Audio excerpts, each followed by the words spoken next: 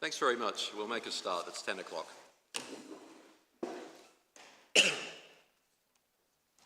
Welcome back, everyone. Thank you to the Love Sea Exchange for hosting us this week. This is the Old Kent Road Area Examination Plan examination hearing, which is reopening for this week. We're on day 4. I'm Glenn Rawlings, and I'm the Inspector appointed by the Secretary of State to examine the plan and report to the Council in due course. Hello, Mr. Kenyon. Have you seen any of the sessions last week at all? Okay, I've got a few things I need to run through. Can everyone hear me okay? Okay, could you make sure your phones are on silent, please? Take my own advice. Good. Okay, thanks very much. As usual, Rachel Jones, the Program Officer, will be around all day if you need any help. We went through a detailed opening on day 1 which set out my full role in examining the plan, the role of the Program Officer and the conduct at the examination. I'm not going to go through it again, but all the information that you need can be found in my guidance note, which is on the Southwark website AAP page. A reminder that the purpose of the examination is to help me decide if the plan submitted in November 2025 is legally compliant and sound, and if not, how it could be modified to ensure that it is.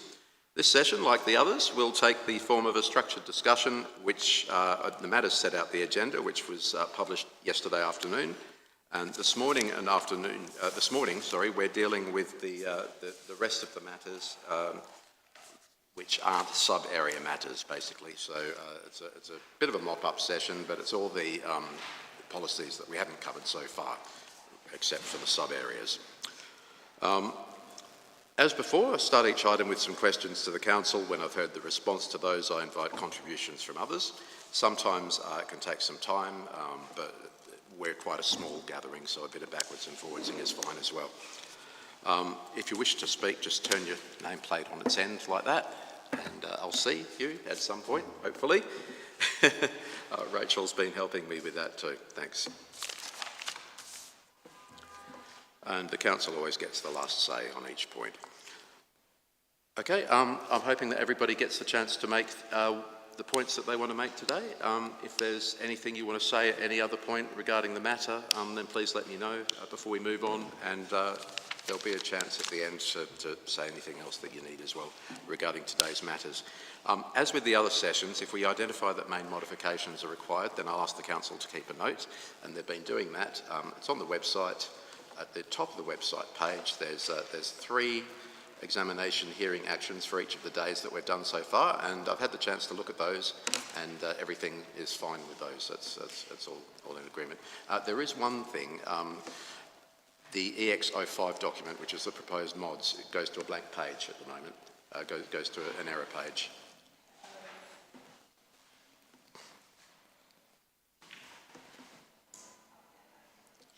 Thanks, but everything else works fine. Hello to those of you who are watching us from home on YouTube or in the future. I would remind everybody that we're being recorded, but there's no opportunities for participation from outside. Basically, we're limited to in this room. Thank you. We'll have a lunch break around 1 o'clock, but I think it will be a shorter session this morning. We probably won't need the whole session. And as usual, if I could ask the Council to keep a note of all of the matters that we discuss. Thanks very much. Any queries? Great, thanks. Any actions arising from last week that anyone wants to discuss? Okay, could I ask for introductions around the table then, please?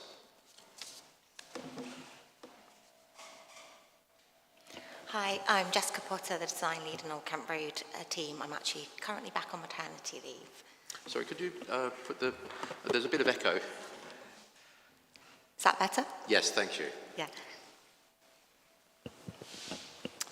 Morning, everyone. I'm Tim Kurtz, Head of Regeneration for Old Kent Road. Thank you. Good morning, Colin Wilson, Assistant Director for Strategic Development. Morning, Ali Weatherup, Planning Officer. Good morning, Patrick Cronin, Team Leader in the Old Kent Road Planning and Growth Team. Good morning, my name is Sam Kenyon. I'm a local resident. I've been in the area since 2010.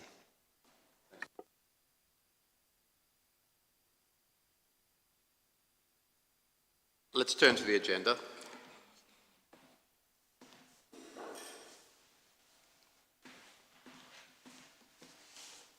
Right then. The first matter is transport and streets, and picking up on a point that Mr. Brearley made last week about the design of streets and the narrowness and potential concerns with servicing as well. Just wondering how service access has been modelled along potentially narrower streets and shared space. So you'll see that the master plans have been informed by a number of urban design studies. So we undertook urban design and master planning studies for the area around Mandela Way, for example, for the area around Sandgate Street and Verney Road. There is the design code in place as well for based on master planning for Hatcham Road and Ilderton Road.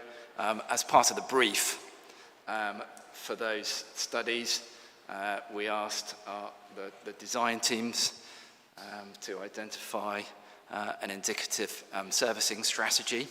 So as part of their brief, we wanted them to look at the way in which blocks would be serviced in the light of the typologies that were being proposed, the likely uses of that space and the likely demands on the highway network. And they then fed in to the servicing strategies which are in the sub-area sections. So you'll see, for example, that each sub-area has got an indicative servicing strategy, so it sets out guidance on servicing and road network.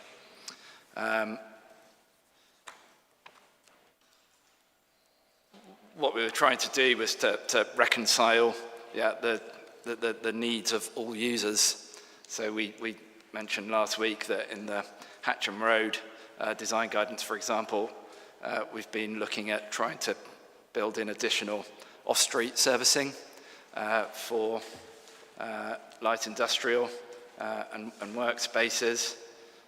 And you'll see that all of the blocks, for example, have a through servicing route. So that was designed to accommodate the requirements of commercial vehicles. And those are now being delivered. So if you look at, for example, 60 Hatcham Road, which is at the north end, that's got that servicing route that goes through the block. Likewise, at 180 Ilderton Road, there's a servicing route that goes right through that block. There's a 180 Ilderton Road, there's been a kind of roller shutter built onto that, so you can access the workspace directly off that servicing route.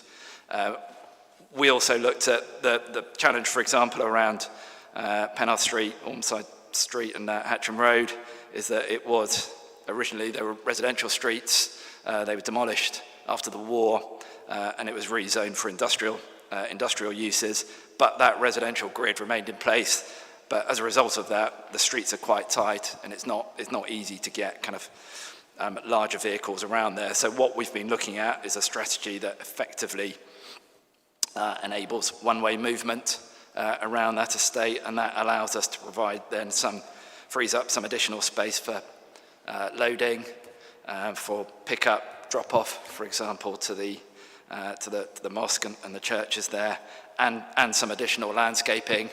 Of course, all of the residential, new residential build is car-free, and that's secured through the planning obligations, aside from some parking for disabled users. So essentially, it's looking to reconcile the needs of all users. As we discussed last week, we consulted on that strategy with the businesses and the mosque. They were supportive.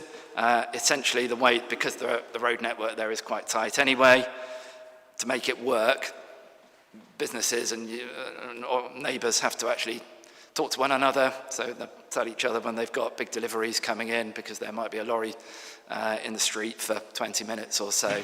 So they were supportive of a kind of, a more formalised way of managing that. But of course, to Mr. Brearley's point, this is an indicative strategy. To actually implement this would require consultation under highways legislation, we can't just turn up and make a street one way. We have to go out under highways legislation and consult businesses. We are doing precisely that on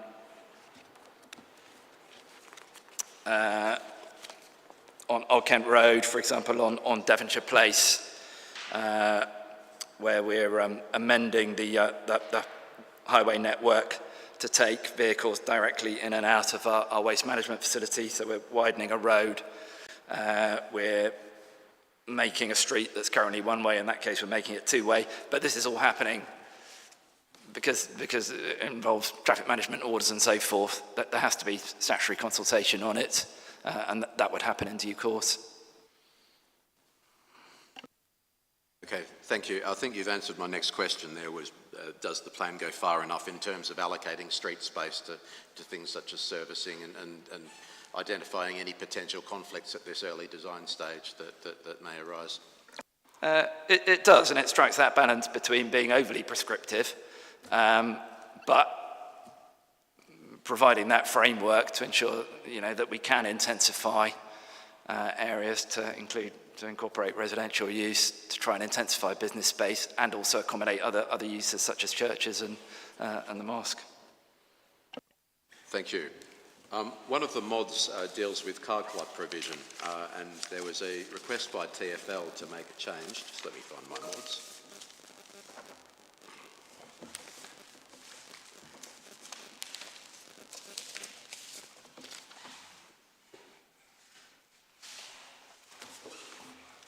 It's on the original list of mods EIP 1.11, which is mod 6 in AAP 8, and that is that car club membership should be changed to car club membership where appropriate. I'm just wondering about TfL's comments there, if you have any insight. I think it reflects the fact that Zipcar went into administration earlier this year, and it was Zipcar that was providing the spaces for the car club, so we're currently exploring alternatives to that.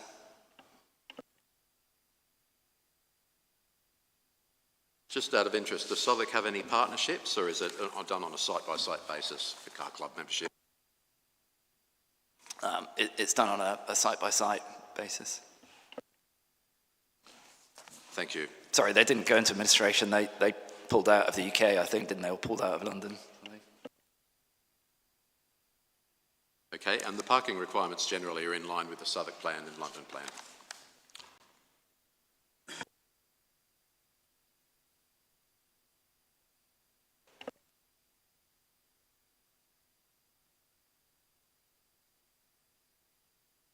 That's all my questions on transport and streets. Do you have any, Mr. Kenyon?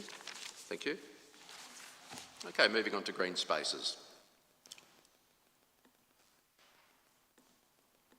Now, again, I'm going to avoid the questions from Tate, as we can cover them this afternoon. The open space creation within the Old Kent Road area is a requirement of the Southwark plan, and the sub-area master plans take that forward. Are there any differences from what the Southwark plan said, or is it all in complete compliance? Thank you, sir. All of the, as you know, the inspector obviously required that in the Southwark plan we actually stipulate the square meterage of the open spaces that are to be delivered across the sub-areas, and so yes, the site allocations do specify what square meterage should be provided for each site allocation in alignment with the Southwark plan. There is one instance that we have noted where, although it's stated in the Southwark plan, it isn't referenced in the AAP. I think Mr. Wilson has that example. It's just simply, it's just kind of fallen off in the process of preparing the AAP. But other than that, we believe that, throughout all of the sub-areas and the site allocations that form part of those sub-areas, the public open space requirements are specified and are consistent with the Southwark plan.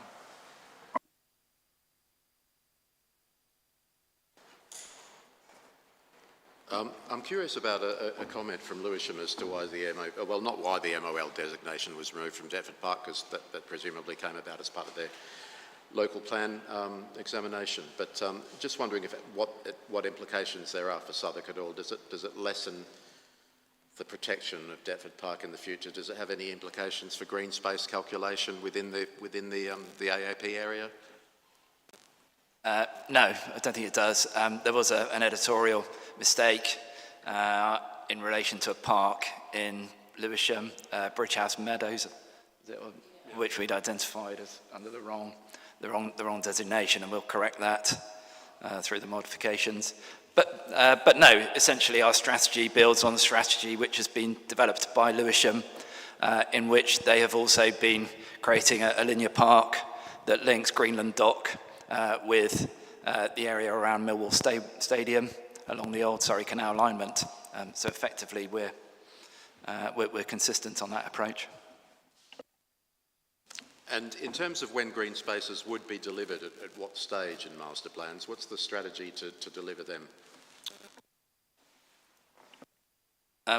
Those spaces which are within private ownership would be delivered in conjunction with the redevelopment of those sites. And that's, on the larger sites, that's often phased. So for example, on the Bermondsey Place scheme, which has been delivered by Berkeley Homes and which contributes to the Surrey Canal Linear Park, their first phase delivers a part of that park, and that will be delivered through that phase. Next phases also contain part of that, and again, that would be delivered alongside. The Ruby Triangle and the Becker scheme just down the road do something similar, in that the Becker, which is effectively the first phase of a wider redevelopment, provides a part of the park, and then that would be completed through the redevelopment of the Ruby Triangle. Looking at Mandela Way,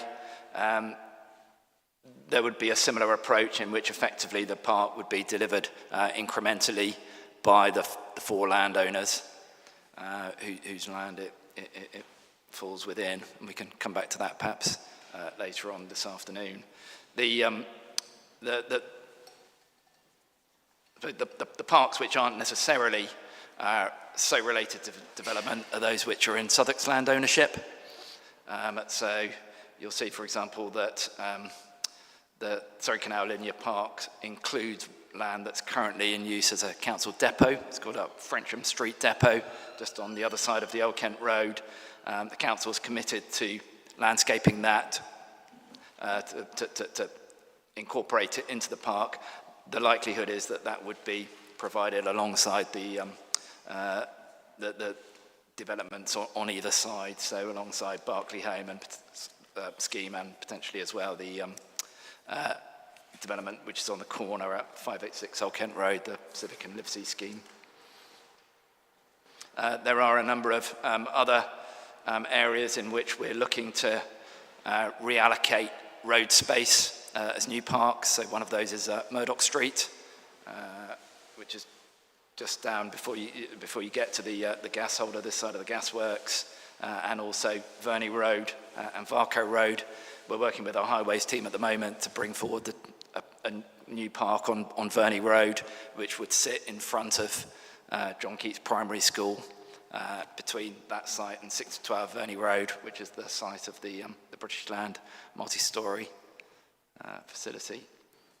We also have an extensive programme for upgrading existing parks and we've got committed funding for all of the parks now which are in the Old Kent Road ward, and they're all at various stages of planning and implementation process.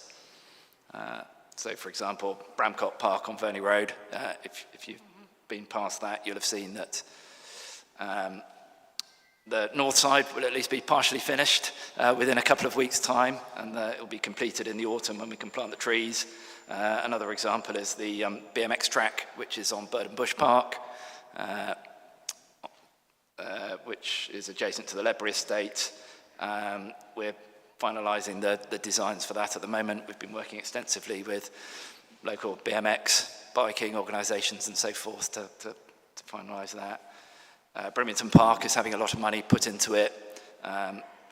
It was being delayed while we put the district heating network through it, so that's on site at the moment. Veolia have been laying the DHN mains through the park, but once that's complete, we'll be consulting on a revised master plan for Brimington Park. So there is a lot of money going into all of the existing parks.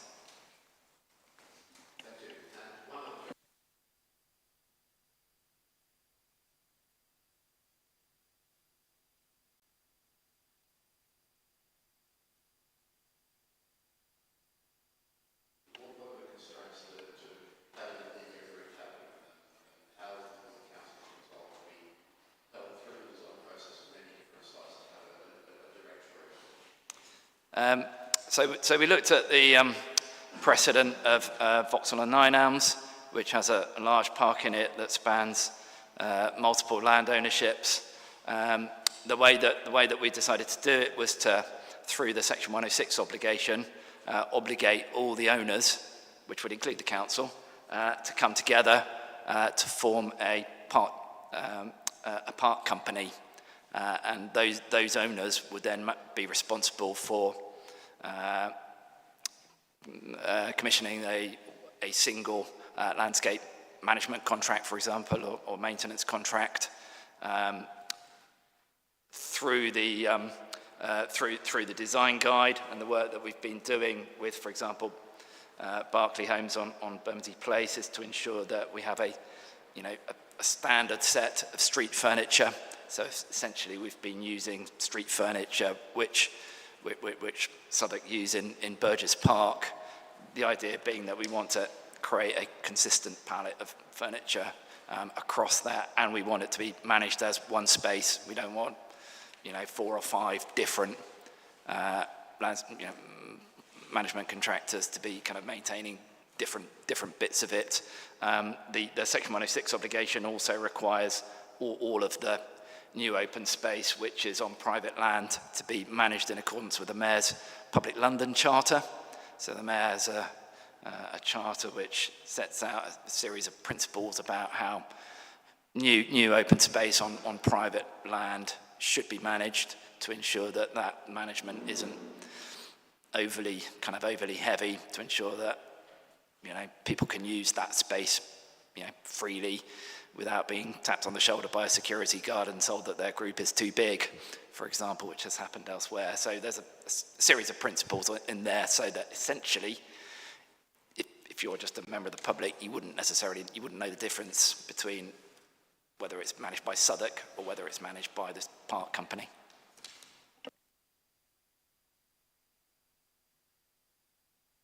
Yes, Mr. Kenyon. It's not related to what's just been said, but one of my concerns is from AAP 9, which permits developers to make financial contributions through the public space equalisation mechanism in lieu of directly providing open space. I don't see this benefiting residents. I see it benefiting developers, and I just want to express my concern about that possibility. I don't think any developer should be given the opportunity to give money instead of providing that open space, which we really need.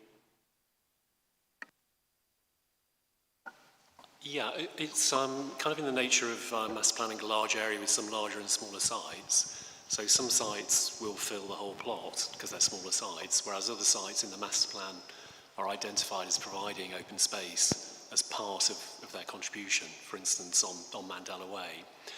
So what we wanted to make sure was that if you were on a smaller site where in the master plans you weren't expected to provide open space, so in implementing your scheme, in the master plan, you're not expected to put a park there because it doesn't fit on your site, doesn't make much sense there, that you would still make a contribution to the park spaces that are being created.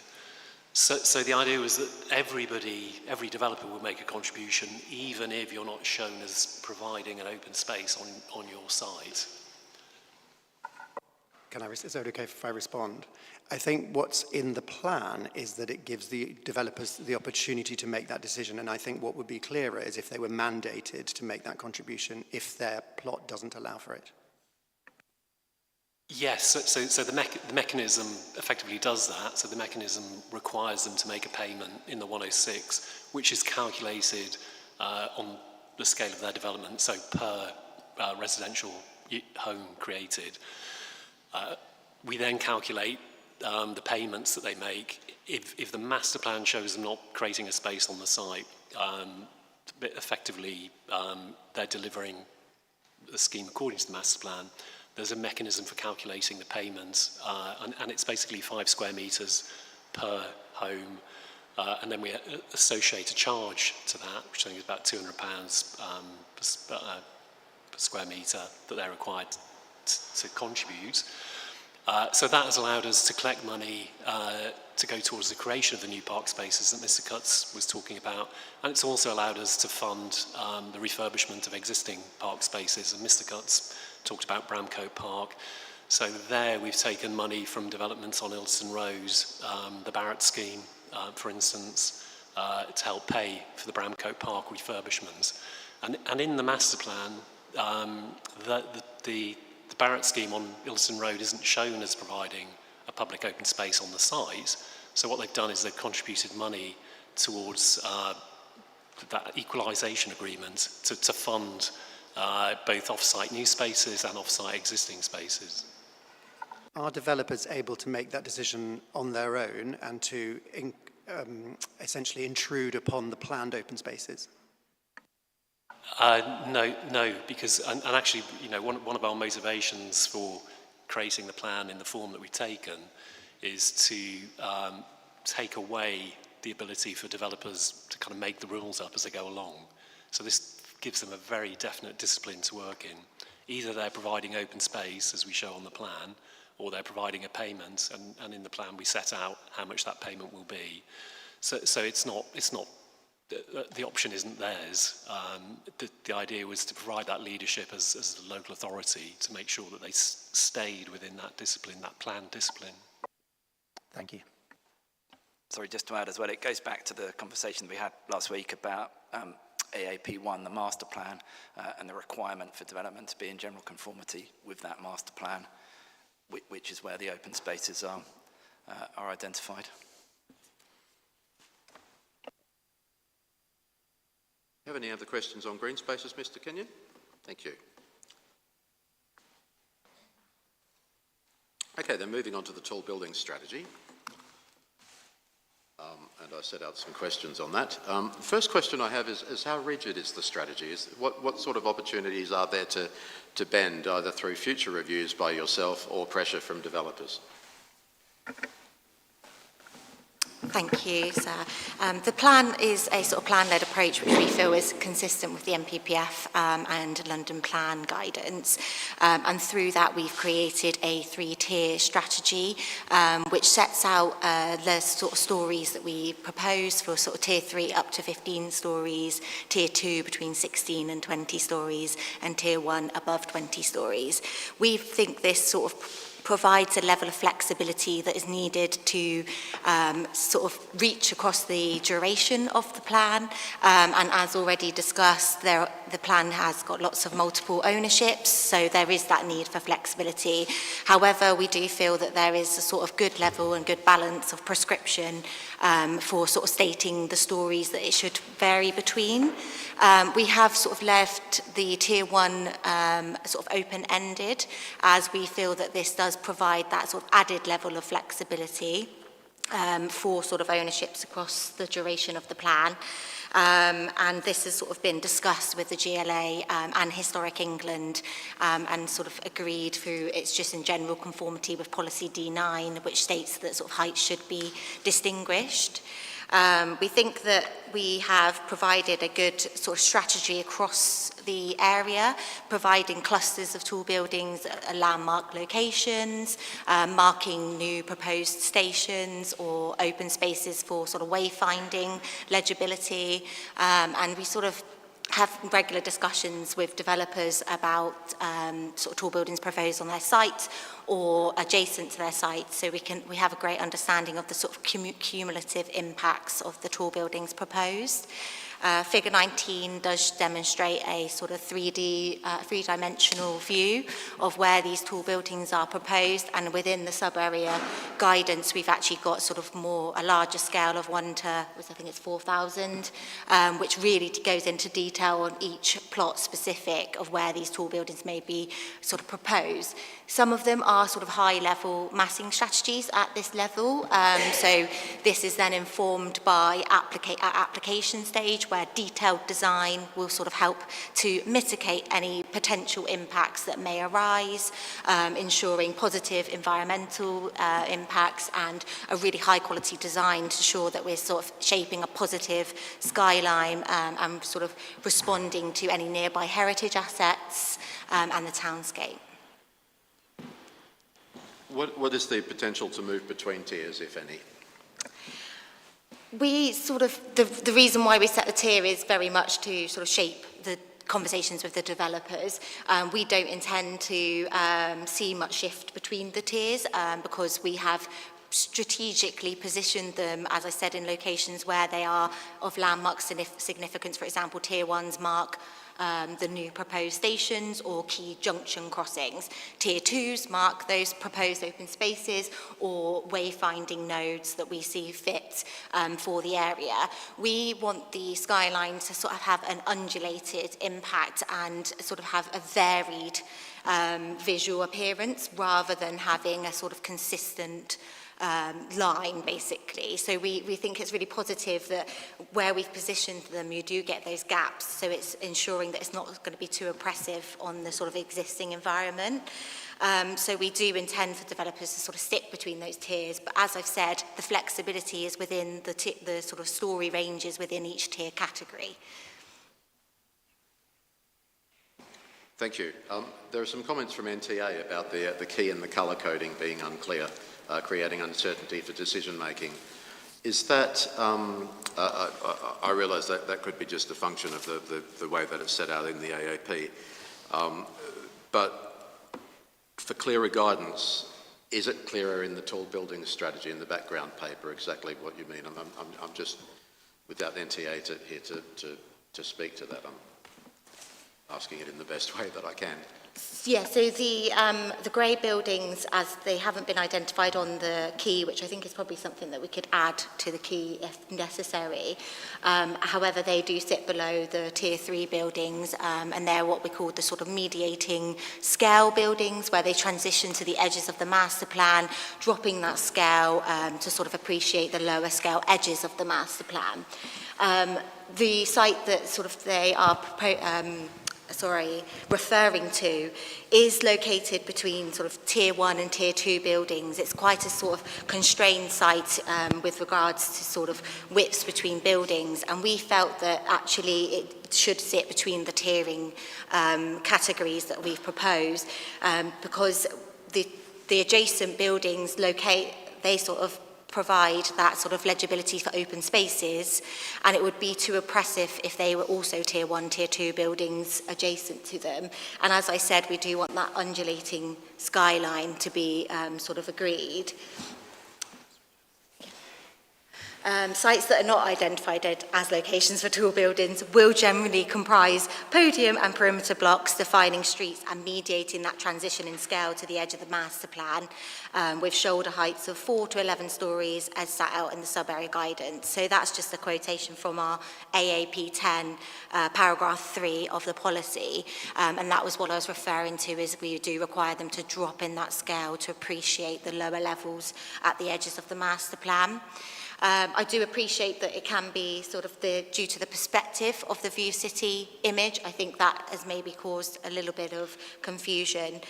Within the building heights background paper, we do have a detailed view assessment where I think there are some views focusing at sub-area 3. Sorry, I can't off my memory tell you what views, but I can find that if needed. I mean, it's fair to say that in drafting the document, we tried different colour arrangements with the tier 1, 2 and 3. So I mean, we had an internal discussion about what would have the greatest clarity. And I think to Ms Potter's points, we have keyed in tiers 1, 2 and 3, but we haven't keyed in the buildings which seem to be podiums of 8 to 11 stories, which is, I think, something we could do. We felt that the colour we'd come up with was clear, but I appreciate that may not be everybody's view about that. I think it's also, worth noting that we have used the design codes to test the massing strategy and ensure that we can deliver the number of homes supplied in that area without creating ensuring basically a positive impact on the environment and sort of skyline. So that the plan doesn't lack issues around certainty and potential ambiguity, I was just wondering about the necessity of a schedule, whether it would be useful to have a schedule of sites and tiers within the plan somewhere, perhaps as an appendix. Yes, yeah, well, we can certainly do that. Yep.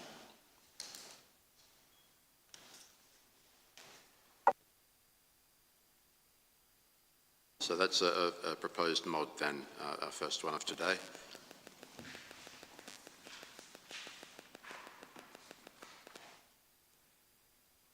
And I suggested that on the basis of what you've said regarding the mix between rigidity and flexibility, and that there's minor potential for sites to move between tiers. So a schedule, therefore, would be not prescriptive as such, but more illustrative. Okay. Mr. Kenyon. My main concern about this is that there doesn't seem to me to be a minimum illuminance threshold within the AAP. And there's a recent approval of the St Mary Newington Court, which is on Surrey Square, which is not part of the AAP, but I'm concerned about the precedent that the approval of that will set, given the effect that has on the neighbouring terrace and council houses. And I would love to see a minimum illuminance threshold of taking the BRE's recommendations. That is the tall building, the shadowing effect of that is really a worry. And yeah, that's it for now.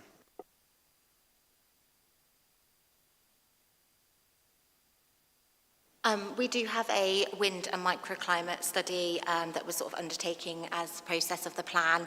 We also have a daylight sunlight study. I think they're EIP 4.41 and 4.42, just for reference. Sorry, that's characterisation study. Let me go back. 4.2.1 and 4.2.3. But basically these do take, they do a baseline assessment, and they do a phase 1 assessment and a phase 2 assessment. So they do 3 scenarios that are tested, and the sort of final phase 2 being that both build out of phase 1 and phase 2 is completed. And this is a very high level study that's been undertaken, and it's sort of found that there are sort of good levels of sitting within summer months, and within winter there's sort of good levels of sitting and standing within sort of the winter months. The detail comes really at application stage, where every developer will be expected to submit a detailed microclimate assessment study and daylight sunlight assessment. And this is where we expect early on in the design process mitigations to be applied. So that could be the sort of shaping of the built form and the massing, sort of different architectural detailing, canopies, parapets, winter balconies, and things like that to be designed within good positive landscaping to just ensure that we've got sort of positive environmental conditions. Again, going back to the approved SMNC development, 23% of the newly built flats within that purpose-built development do not meet the BRE recommendations. And I'm very, very concerned about that as a precedent for future developers to be able to refer to say, well, it's gone ahead just inches outside the AAP. Why can't we do that here? Yeah, I think, as Ms Potter said, one of the key differences between the way Southwark has approached the planning of the Old Kent Road as opposed to areas around the Elephant and Castle is that we have, and it comes back to this point about relative levels of prescription. In the areas outside the Old Kent Road, there are site allocations. They do indicate scale of development very broadly. One of the things the Area Action Plan has enabled us to do is to model a more specific scale on particular sites and look at daylight sunlight impacts for those modelled schemes.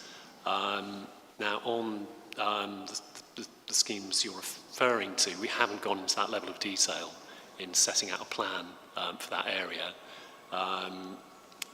There isn't an area action plan for that area. I mean, you might argue there should be one, because it does allow us, as a local authority, to look into those questions about daylight, sunlight, and microclimate in more detail in advance of developers bringing forward schemes. They don't necessarily give you absolutely all the detail of a scheme that comes in, but what we're trying to get to is a position where the schemes that come in are broadly within the parameters that we've modelled, so that we're comfortable that we're starting from a position which will have acceptable impacts on daylight, sunlight, and on wind and microclimate.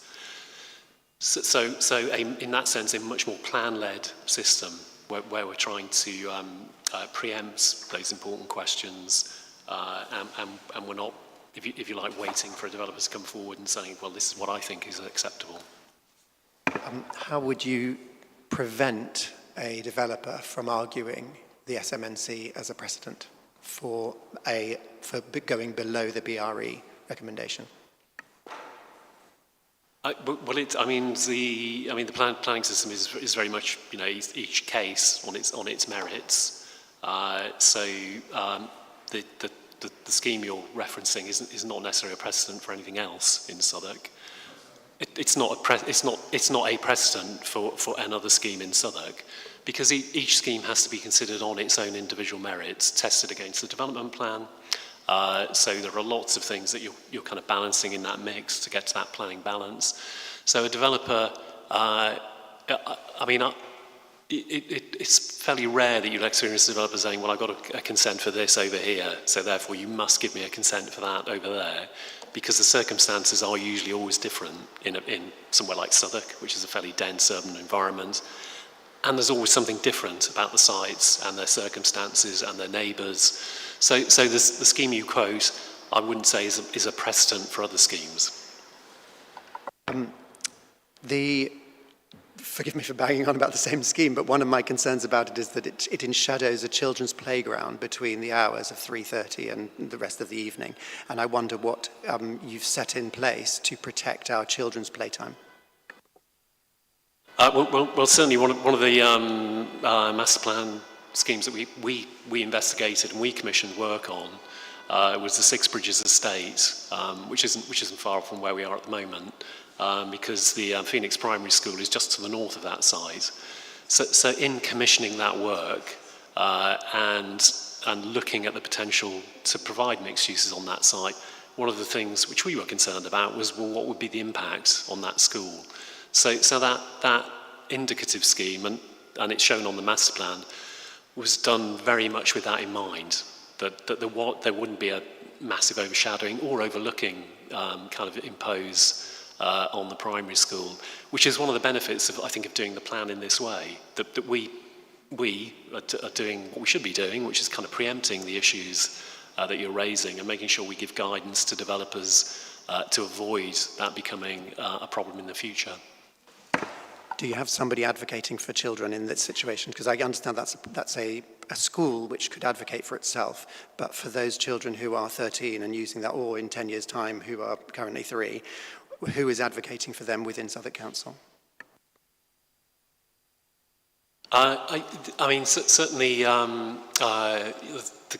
part of the council's commitments, and it's reflected in the Southwark plan and in the AP. The Best Start in Life for All, as for instance, is very much a corporate commitment to creating opportunities for younger people, as you say, for children who will grow up in the borough. So that's very much underpinned our approach. to this plan.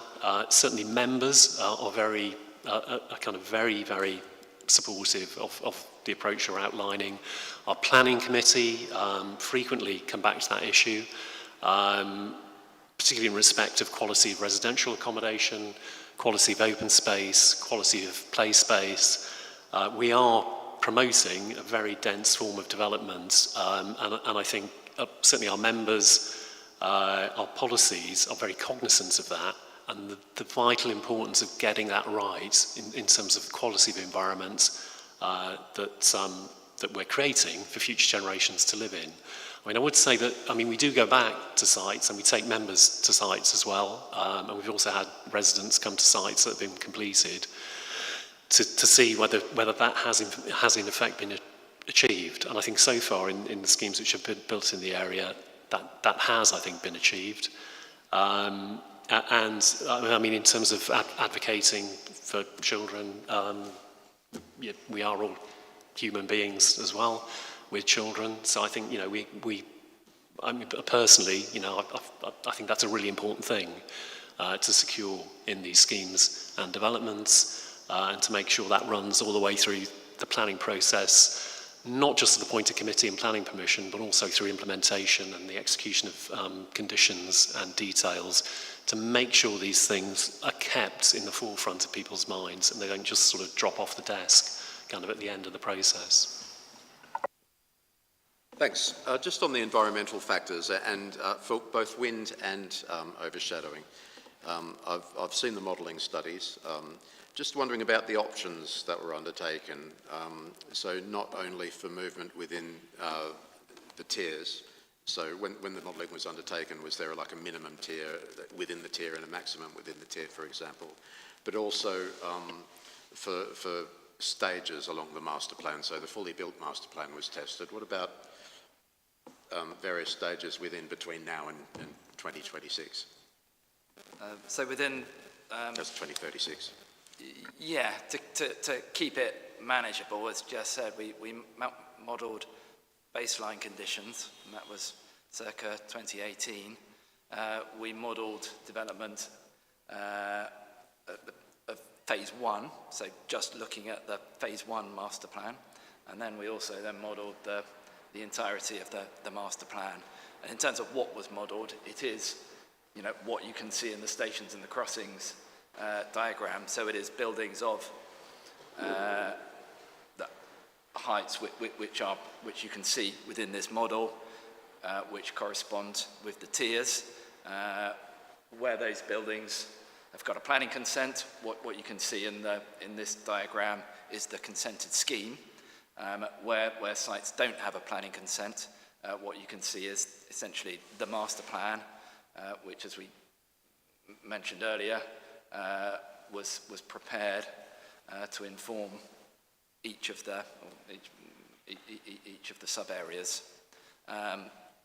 So we can be reasonably confident that what was tested is something that it's similar or will approximate what is likely to be built out.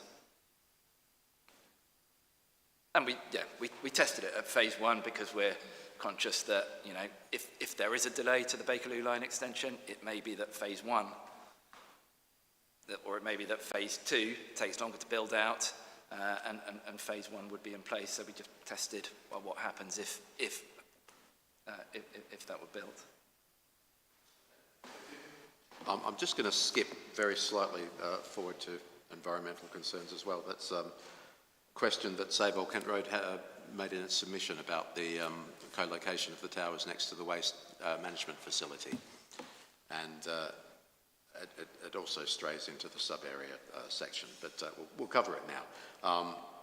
Just wondering how the council approached odour and air quality concerns there, as we've only covered really noise and overshadowing so far. So each of the schemes which is proposed around there has to do an odour assessment to look at how the building that's proposed would affect airflows and would affect the way in which odour essentially moves around the site. When the site was granted planning permission, there were conditions put on the consent regarding the mitigation that the site needed to provide against odour. So that's the recycling site, and that was, for example, that it was designed with an internalised kind of air pressure system, so that the doors remain closed, and effectively the air that's within the building has to stay inside the building. There is a chimney stack on it that has a filter below it of pine bark, and so all of the odour all of the residue that goes up goes through that filter to try to clean to clean any smells that come out of that. And by and large, that works very successfully. Where there is odour, it tends to come from the waste trucks themselves as they're coming in and out of the facility. And it's very difficult for Veolia, who manage that premises, to do much about that, because that's a necessary part of the waste operation.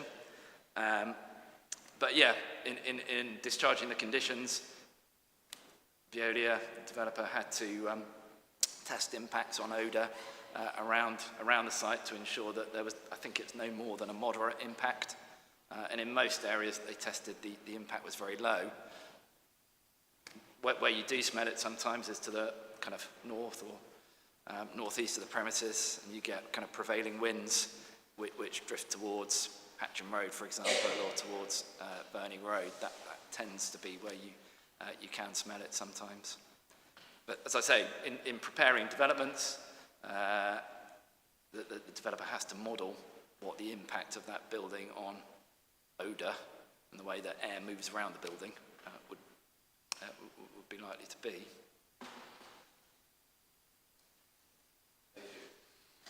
Just before we move on, I'm just going to make sure that I've covered everything in the NTA. I haven't had the chance to read it in detail, so bear with me a moment, sorry. It's only come in this morning.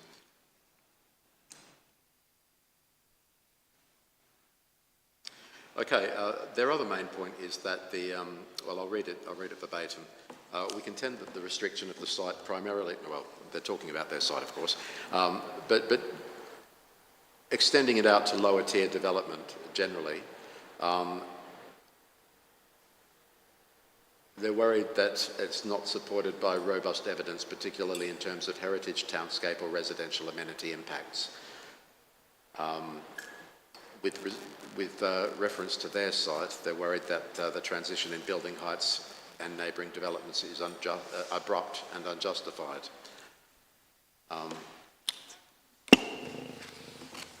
And that's Ruby Street. This is NTA. Yes. 32 Ruby Street. I think it goes back to the sort of the underpinning of the tier strategy has got the sort of been undergone many scenarios and tested options within the buildings and backgrounds paper. From those options and different scenarios, we sort of looked at the influences of the sort of transport infrastructure, land use, open space, everything that sort of needs to be balanced, heritage, townscape terms, and to sort of come down to sort of a final preferred option, which was then undergone further testing at the design code stage and public consultation to sort of refine these building heights. We've sort of had, I think, positive feedback, I think, on the undulating sort of form of the strategy, ensuring that we're not just sort of providing a sort of swept one height proposal. We also find that the strategy with its sort of tiers helps to delineate between, like we say, the landmark locations and enable eligibility across the master plan. And it's to help create a skyline which doesn't feel oppressive, and to do that you need to have some spaces between tall buildings. It's not the case that every site can necessarily have a tall building on it, but in order to create that skyline, you do need gaps to help articulate it. And it's also to ensure that there's adequate daylight and sunlight, both on the streets and also into buildings. Any other tall building questions? Yes, I just thought of one. And I wonder what would make a developer choose 16 as opposed to 20 stories? i.e., are there reasons why a developer wouldn't always go for the upper limit?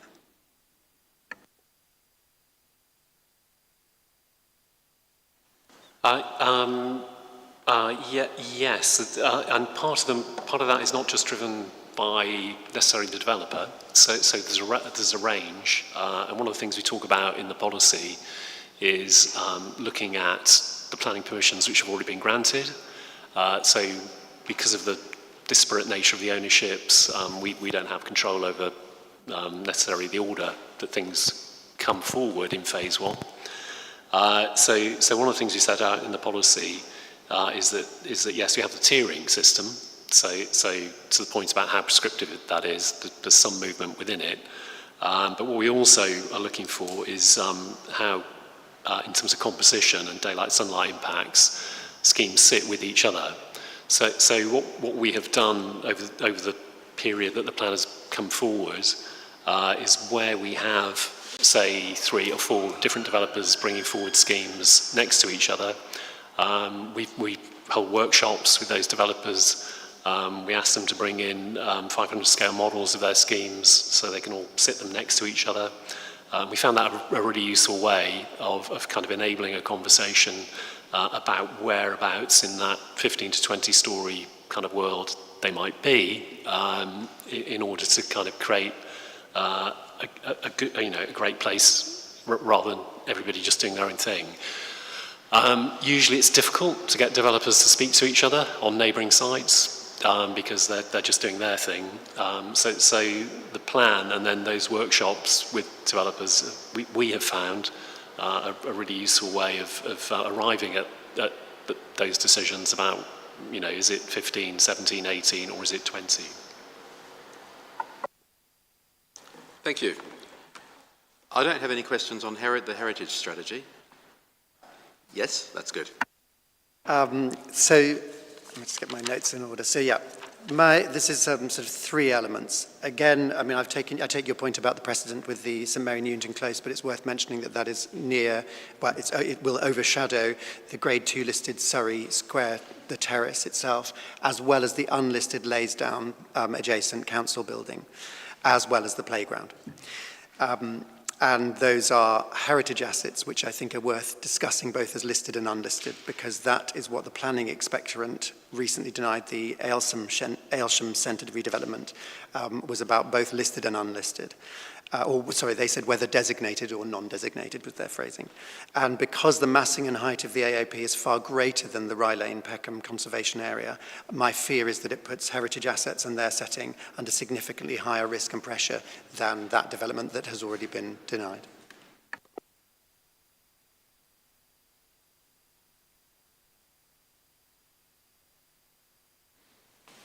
So the sort of, as part of the duration of the plan, we have designated 5 new conservation areas within the area. So that sort of covers quite a lot along the high street, where we intend to sort of retain and protect existing heritage assets.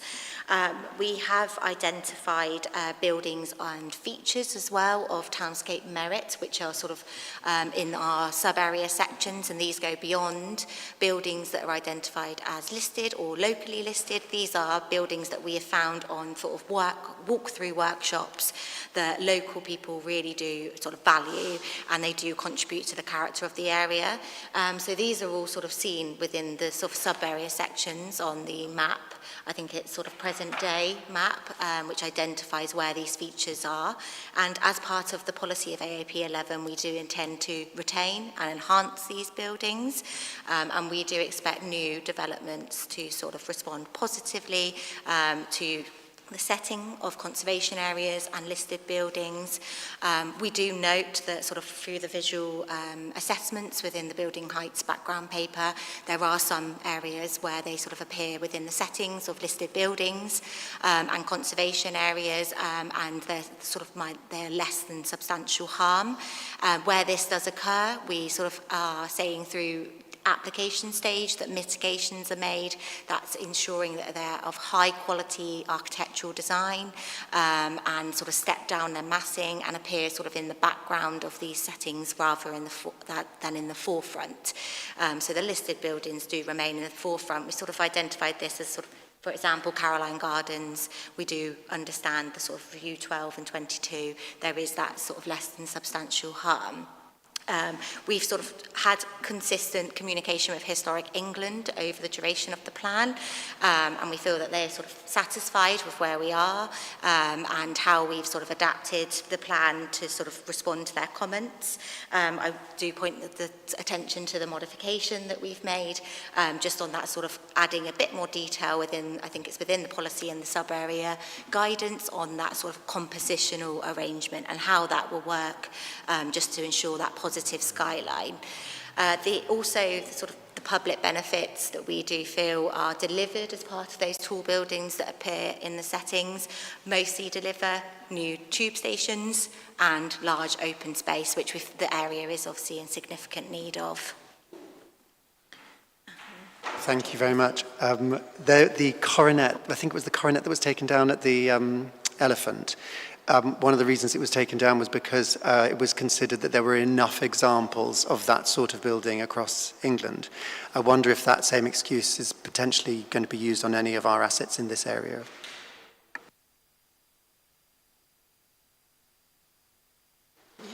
Yes, the Coronet Cinema was a campaign to say that, as you say, and it's been demolished and currently redeveloped.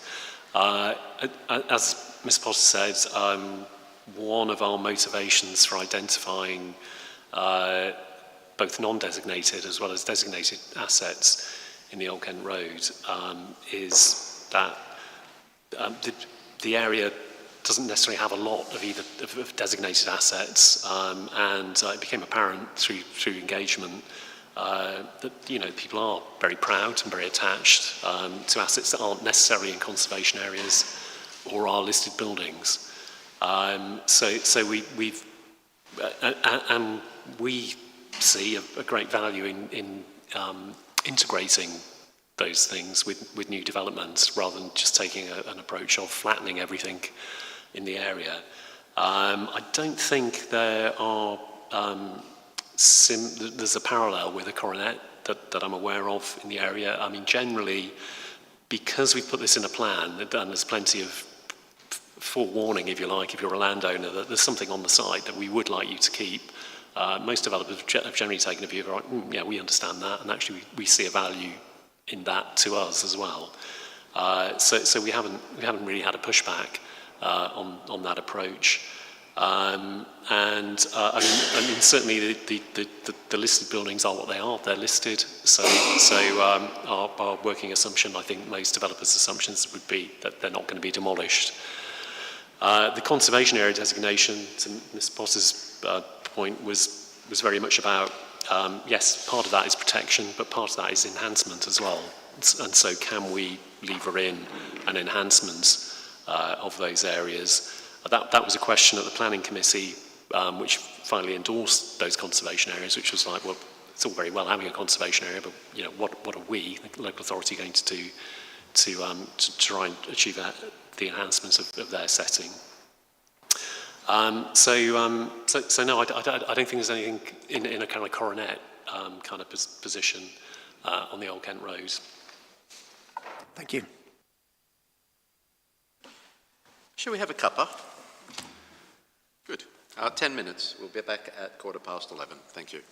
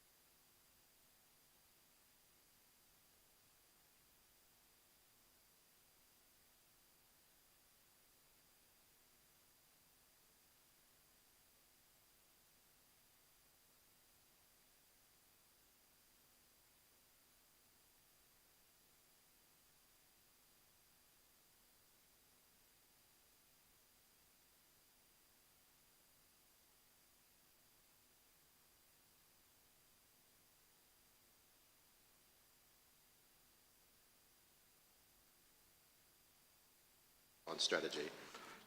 First of all, do you have a delineation for your town centres in the Southwark Plan? We do, yes. Yeah, they are designated through the Southwark Plan. There are 2 town centres which are also shown in... Thank you. And in terms of the identity of the town centres and the specific design in each one, they're covered under the sub-area guidance, but presumably the combination of that conservation area in the northern one and site-specific measures will be enough to give them a distinct identity from each other? Yeah, so I think we have got a town centre axonometric as well, which helps understand the sort of principles of what we're trying to establish on the town centres, with sort of shop fronts set on public realm, setback public realm, landscaping, sort of glazed frontages, but integrating that with the historic frontages of the retained conservation areas. Both of them, as you know, are sort of largely formed by the 2 conservation areas, so a lot of the sort of historic features are being retained and fit within that, and we've asked new development to then align with these frontages and respond to those characters with sort of traditional shopfront features, sort of pilasters and kickbacks and things like that. So just making sure that they all integrate successfully, and that we're creating sort of nice, welcoming streetscapes that are sort of, I think with the other thing to note is that part of the master plan is to remove that sort of separation between the town centre and the residential hinterland. We're providing that permeability through the sites, through development with these sort of green walks and linear parks and open spaces, which then helps to sort of boost the economy of those town centres as well. Good. Okay. Yeah, that's similar to the next question that I was going to ask, but I'll take that forward a little bit. How will you differentiate from the rest of the high street to keep the identity separate of each town centre and avoid creep between them? So if you see where the town centre's boundary is, it's essentially where the Old Kent Road fire station is, which is slightly north of where we are at the moment. So at that point, on the north side of Old Kent Road, you have a series of council estates as well as the fire station, and on the south side, you have a terrace, a kind of early Victorian, late Georgian terrace called the High Pavement. That sort of forms the edge of the northern town centre, and then you have Burgess Park, part of Burgess Park. So you have this sort of natural gap between the two. The estates, there's no plan to redevelop the estates. Part of the estates are Southwark Estates, another part is a City of London, City Corporation estate, the Avondale estate.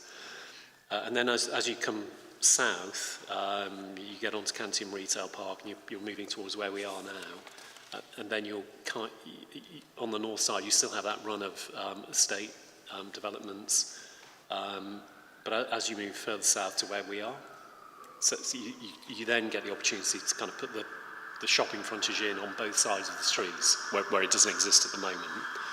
So you have a natural gap, if you like, and in both town centres you'll have a new tube station, one at Tesco, one at the old Toys R Us site. So yes, that's the rationale behind the two town centres designation. And plus the other thing is just the scale. So it's easy to forget looking at plans of large areas. What the scale is, but you're basically sort of 3.5 kilometre walk from one end of the Old Kent Road to the other. So the town centres are probably about a linear kilometre or so from one end to the other. So again, that was another rationale for splitting them up. Very few people, I think, would walk the 2 kilometres from one end of the Old Kent Road to the other. Thank you. While we're down that end, other than New Bermondsey, is there anything happening on the Lewisham side?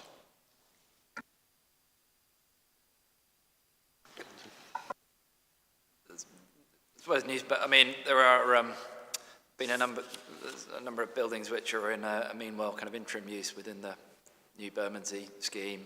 And then you'll have seen within the representations that there are quite a few people who made reference to the Avalon Cafe and the MOT venue, which are both in Lewisham. But I mean, our view is that the plan for OKR 16 and the area around Hatcham Road will complement that, in that it's providing also space for small businesses, for creative businesses, for example, within the Penarth Centre, in which there is a kind of thriving community now of creative businesses. And then we heard this morning as well that our open space strategy, the Greener Belt strategy, aligns with Lewisham and the North Lewisham Link strategy, which is envisaging the onward continuation of the linear park along Surrey Canal Road through to Deptford Park and then up to Greenham Dock. Do they have anything similar planned for their A2 corridor that you know of? It's just, I just want to have the clearest picture that I can, that, you know, when you cross under the bridge, you'll suddenly go, "Stop back!" you know. For the which corridor, sorry? The A2 corridor, the old Kent Road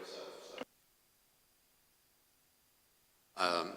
Just wondered what plans, if any, Lewisham had for the continuation of the Old Kent Road into Lewisham. So they do have a plan for the area around New Cross. They haven't put in place a master plan for the section of the A2 between the railway bridge and New Cross, in that most of the development along there is not expected to change. There are established street frontages along there. The character of that part of the Old Kent Road is very different from the north side of the railway bridge. The area around Cantian Retail Park, around Currys, PC World, Lidl, those were areas which were extensively redeveloped in the 1990s for the retail parks that you can see, but that character changes to the south of the railway bridge.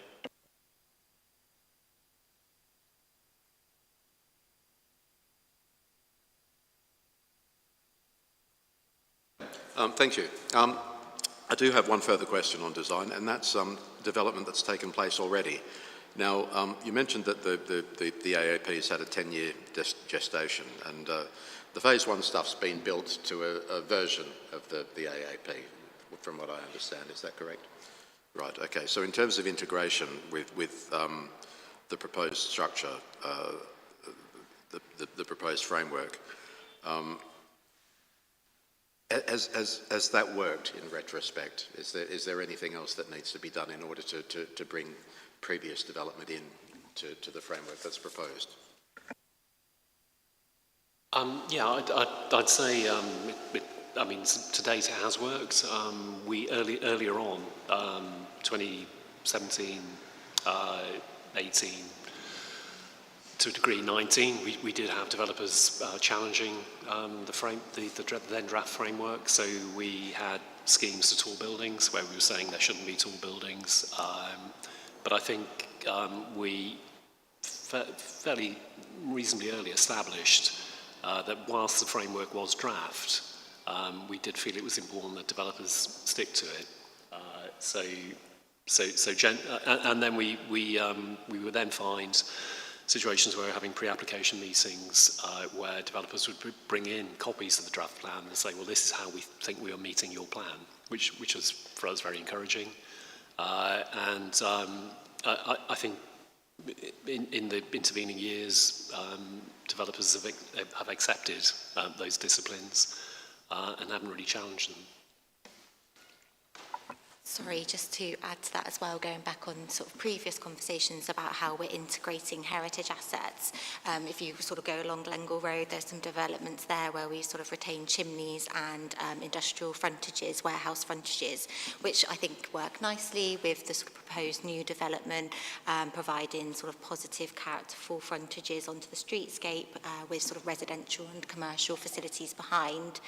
I think as we sort of seeing the build out of sort of some of the phase 1 schemes, we're seeing that sort of high quality architectural treatment with sort of deep recesses, high quality brickworks, which I think comes from that sort of robust framework that we set out in the policy.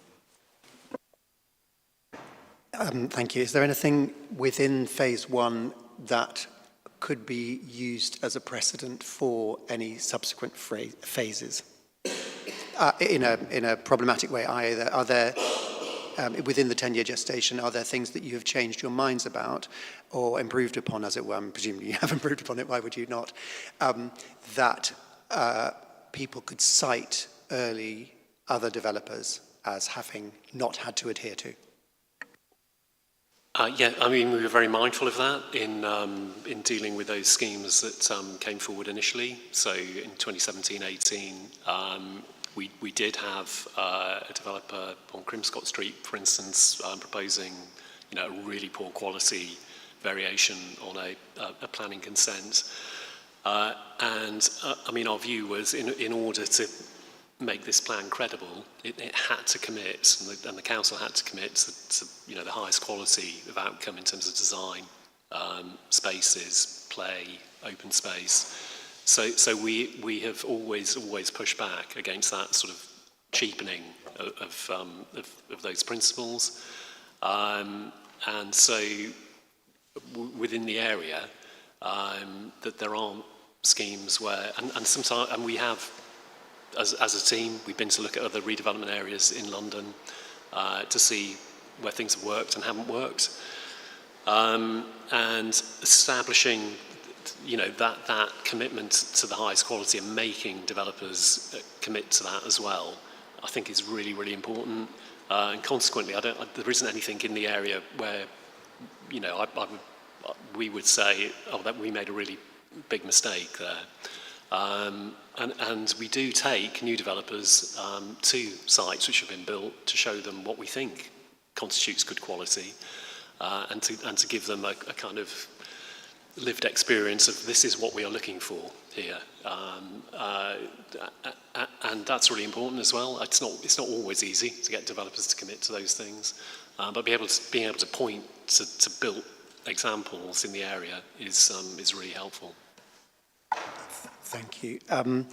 When the Haygate redevelopment was taking place, I went to a series of meetings, and because I moved in 2010, the financial crisis in 2008 was used by Southwark Council as an argument for driving down the 35%, for example, of affordable housing. What have you got in place that would prevent a similar crisis having a similarly detrimental effect on the ability of existing and future residents to afford to live here? Yes, I mean, most plans will stretch out over economic cycles, and the national, regional, and local policy position in terms of affordable housing does still revert back ultimately to viability. So in terms of can we guarantee through this plan that we will always maintain at least 35%, we can't guarantee that. So far, we've got beyond that because we've managed to get some housing associations to invest extensively. And of course, the council is doing its own council house building programme, and developers so far have kept to that 35%. I mean, we are at a low at the moment in terms of the economy of development of housing. So I would expect that 35% to be challenged. It is being challenged over the road in Malt Street by Berkeley Homes. But the policy position we are in is if the viability shows that with the current grant regime and the current state of the housing market, that's the most developers can do.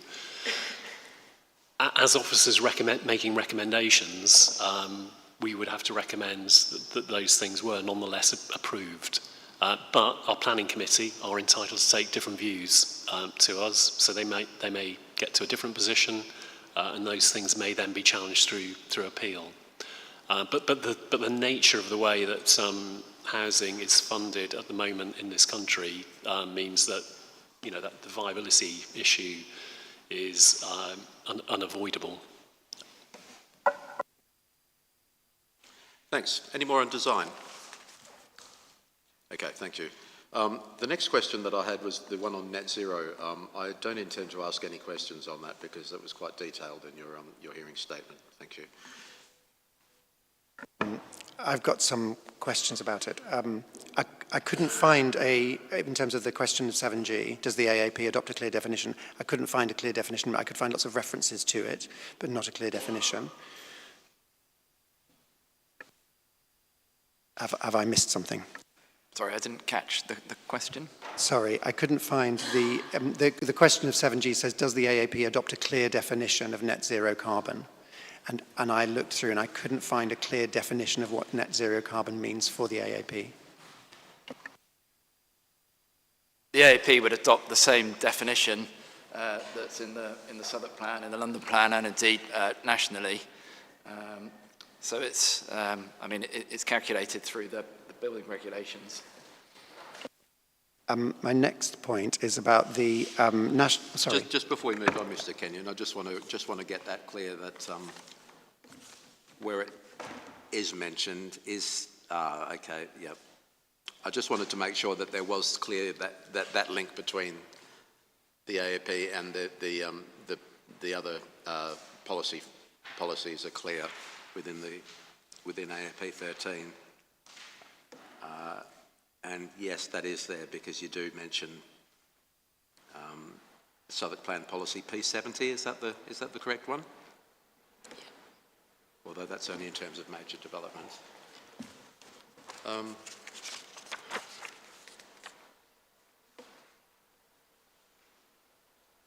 Right. Okay. It may be useful to have that link clearer in the policy itself, AAP 13. At the outset, because like I said, you do mention it in terms of major development, but there's an absence of other policy references within the rest of the policy. So just to link back to the overall energy approach of the Council with reference to higher policy. Thanks. Thank you. The second question is about according with national policy and guidance. And in the 2025 national policy and guidance, it refers to significantly increasing the routine use of heat pumps, but I couldn't see any reference to heat pumps within the AAP.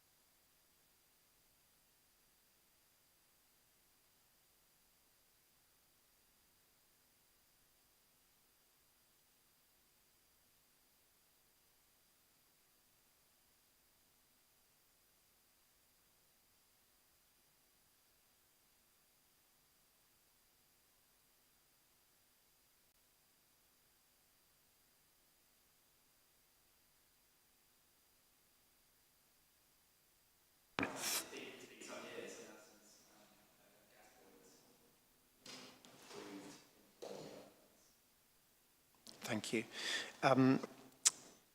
There's the reliance on the SEL, the SELCHP, do we call it? The SEL CHP as a single source of energy feels problematic to me. I wonder if there are, well, I understand that we're talking about net zero here, but there are, I wonder what other pollutants are created by that, and what mitigating factors could be put in place to minimize the damaging effect of those other pollutants on the environment. One of the benefits of connecting to CELCHP is that actually, because it's one plant, the emissions are clean to a very high standard and probably higher than would be by individual gas boilers in lots of people's homes. So actually it's cleaner, for example, over a wider area than you would find through the emissions that are generated by lots of individual gas boilers. The council in November agreed a variation in the heat supply agreement to its own estate, into its own council properties, and we're in the process now of connecting it to about 4,500 homes on the around Old Kent Road and in Peckham. In 2012, we connected to around 2,500 homes in Bermondsey, and the carbon savings that's generated have been huge. The carbon factor is lower than the carbon factor of electricity, so effectively the emissions that it generates are lower than are generated by electricity. Thank you. Again, referring to the national policy, it emphasises the potential in engineered timber as a building material which can significantly reduce carbon in new builds.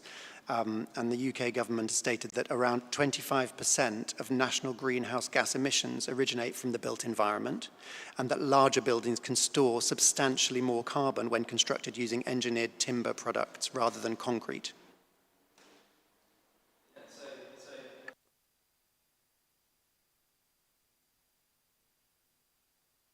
Submit whole life carbon assessments. So a developer is obliged to demonstrate what embodied carbon there is in the developments which have been proposed, and then how that's been minimised, whether that's through using, for example, low carbon concrete, recycled steel. But the developer is obliged to explore how they can reduce the embodied carbon which is in development. Thank you. My final point on this is about the tree planting. There are references to tree planting, but there isn't a clarity or timescale on it. And obviously, with trees, the best time is 20 years ago, but equally, today would be great. And I wonder, I feel that planting plan, which obviously is referenced many times in the AAP, should be leading, anticipating pollution, and I wonder what if we could have some clarity on that, please. I mean, the council has had borough-wide tree planting targets. It's quite difficult to break that down by individual areas, kind of where you're envisaging tree planting over a long period of time. If you do walk around the Old Kent Road, I mean, you would have seen that, and generally elsewhere in Southwark, that a lot of trees have been planted over the last 5 years or so. But it's difficult to break it down on an area-by-area basis to have to break down the target, so to, of the thousands of trees that Southwark's planting, there will be X within the Old Kent Road, and there will be planted over this timescale. It's quite, from a management perspective, it's quite difficult to do that. One of the things we have certainly brought into the foreground for the design code work was identification of existing trees on sites and their retention. So, the Tribe student scheme, just a little further down the Old Kent Road, there were 3 semi-mature plane trees in the car park of the drive-through KFC, which we TPO'd, and which are now part of a small park space behind that student development. Equally, there are other trees which are on the kind of margins of sites, so they're not trees on our highway, but they're trees on potential development sites within the AP. And one of the things we picked up in the design codes was identifying where those existing trees are and which of those we would like to see kept in redevelopment, but also in kind of schemes which are kind of renewing industrial space, as was talked about last week. So on Mandela Way, Mr. Guts has recently been involved in a discussion to refurbish one of the distribution sheds on Mandela Way, which originally involved chopping down a mature tree, which we also TPO'd, and the developer has now changed that scheme to retain that tree. So one of the things we sought to avoid is a kind of master planning where you just assume everything's going to be flattened. So assets, there are the listed and non-designated assets, but there are also the tree assets on these sites. And so we want potential developers to be able to see those things and not just get their design teams to assume a kind of flat earth where they're just going to literally flatten everything, because trees bring an inherent value in and of themselves, but also to new developments, because they kind of immediately ground it and give it a sort of sense of character and identity that it might otherwise lack. Thank you.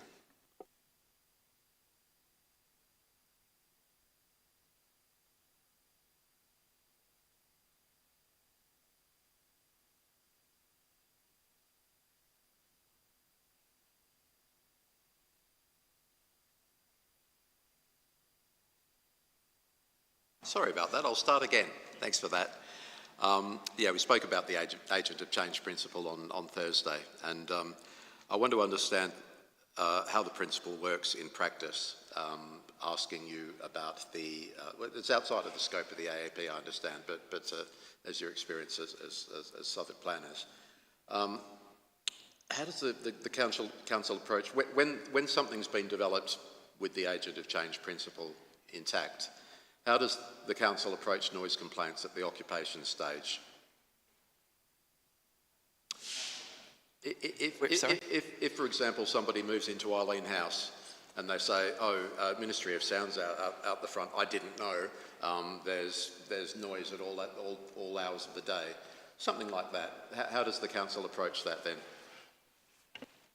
What's the effectiveness of post-occupation enforcement?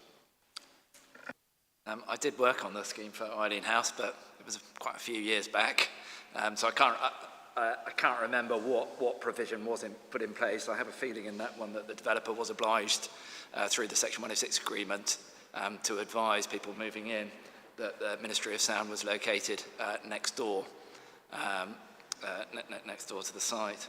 I mean, generally, where we've looked at it around the Old Kent Road, for example, we approved a mixed-use scheme at 6 to 12 Verney Road, which is next door to a factory, which makes paint pots, and which can be noisy. So in that instance, we worked with the developer on the design of the elevation and the facade that was facing that site to ensure, for example, that all the balconies, or up to a certain level, were enclosed, so they're effectively winter gardens.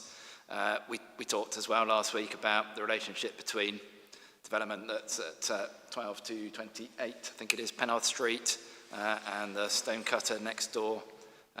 In that instance, the obligation requires the development to seal the windows on that facade. In looking at the distribution of development on that development site, the developer focused that there was a part co-living and part conventional housing. It was the co-living that was closest to that yard rather than the conventional housing, given that occupiers may be in co-living, well, they may have more choice about where they go, and they're not likely to be there for as long as people living in affordable housing. Thank you. SUDS, Sustainable Urban Drainage. What's the council's approach to provision on small, intensively developed sites? And could you also, I expect that part of your answer is going to be speaking about communal SUDS across sites. I'm just wondering how the implementation of that works as well.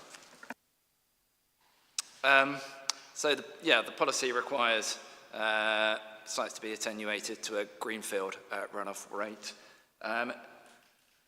Generally, developers have been getting very, very close to that through a mix of whether it's green or blue roofs, or through use of underground storage tanks as well. Within the hierarchy, the preference is for green SUDS rather than the underground storage tanks. Generally, developers have been getting close. There is provision that we can make through Section 106 agreement, whereby if they can't meet that greenfield runoff rate on site, then there is the potential to make a contribution. And we did a study with GLA, Environment Agency, and Thames Water, the Old Kent Road Water Management Framework, that looking at if you were to attenuate runoff water, what the cost of that would be per cubic metre of rainwater runoff. So we have a number of Section 106 agreements in which the developer has committed to meeting any shortfall through that payment. In the larger sites, which have got open space on them, generally possible to meet the greenfield rate. It's on the smaller sites that occupy 100% of the footprint of the sites that it can be more challenging. But yeah, there is provision in a number of the agreements for that shortfall to be made up through a payment in lieu, which can then be invested in parks and open spaces in the area.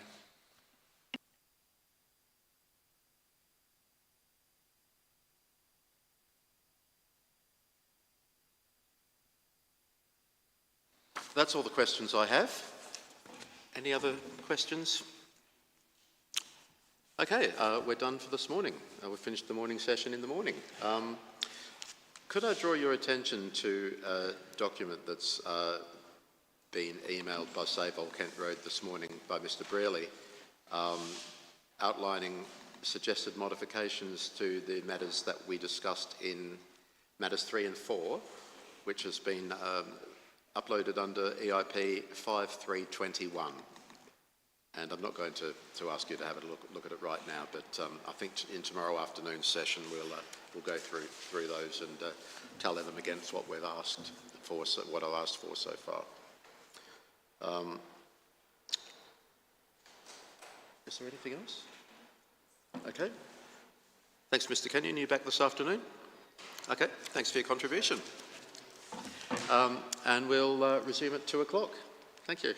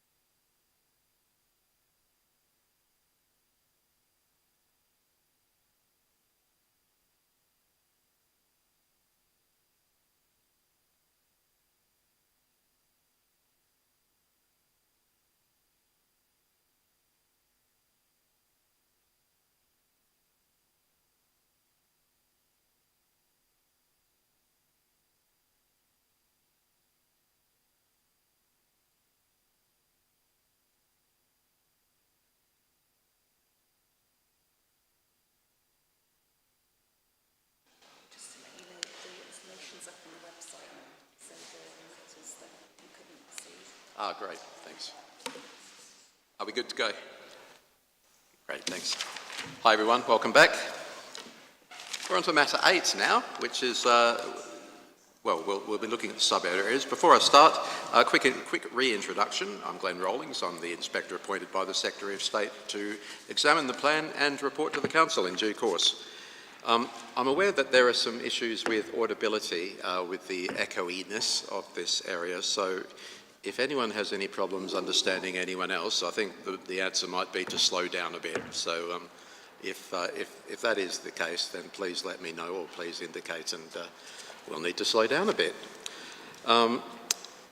Rachel Jones is here, if you haven't met her before. That's our Program Officer who all our correspondence comes through.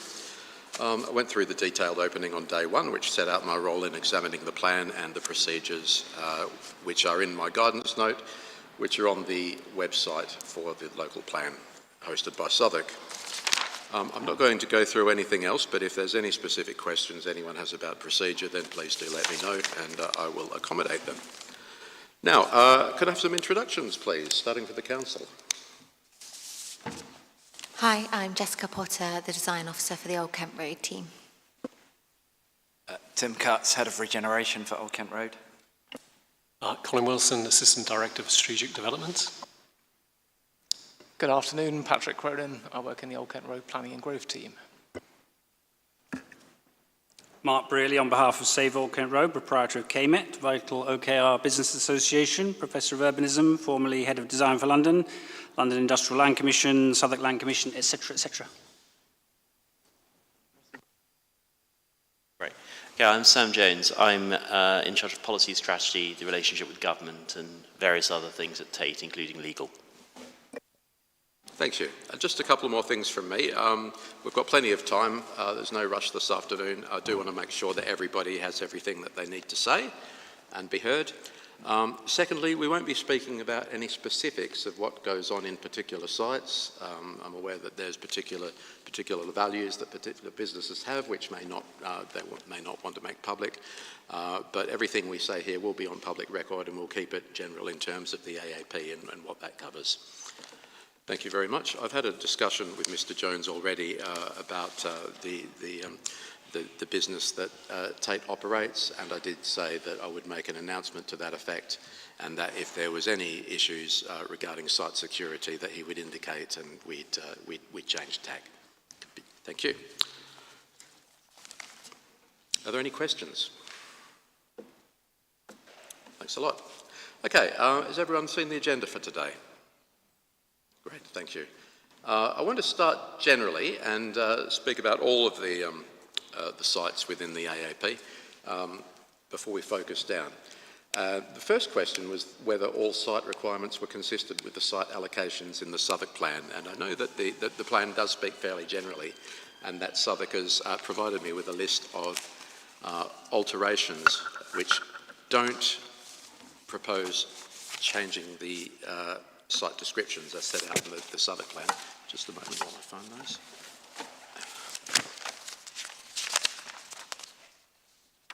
That's on page 38 of your statement.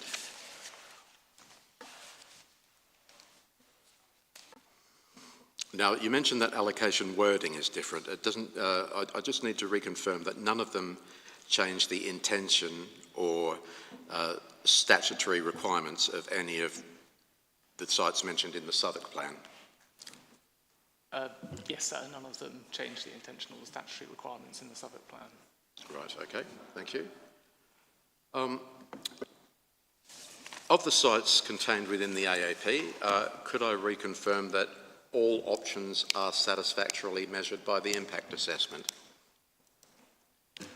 Yes, sir, we can.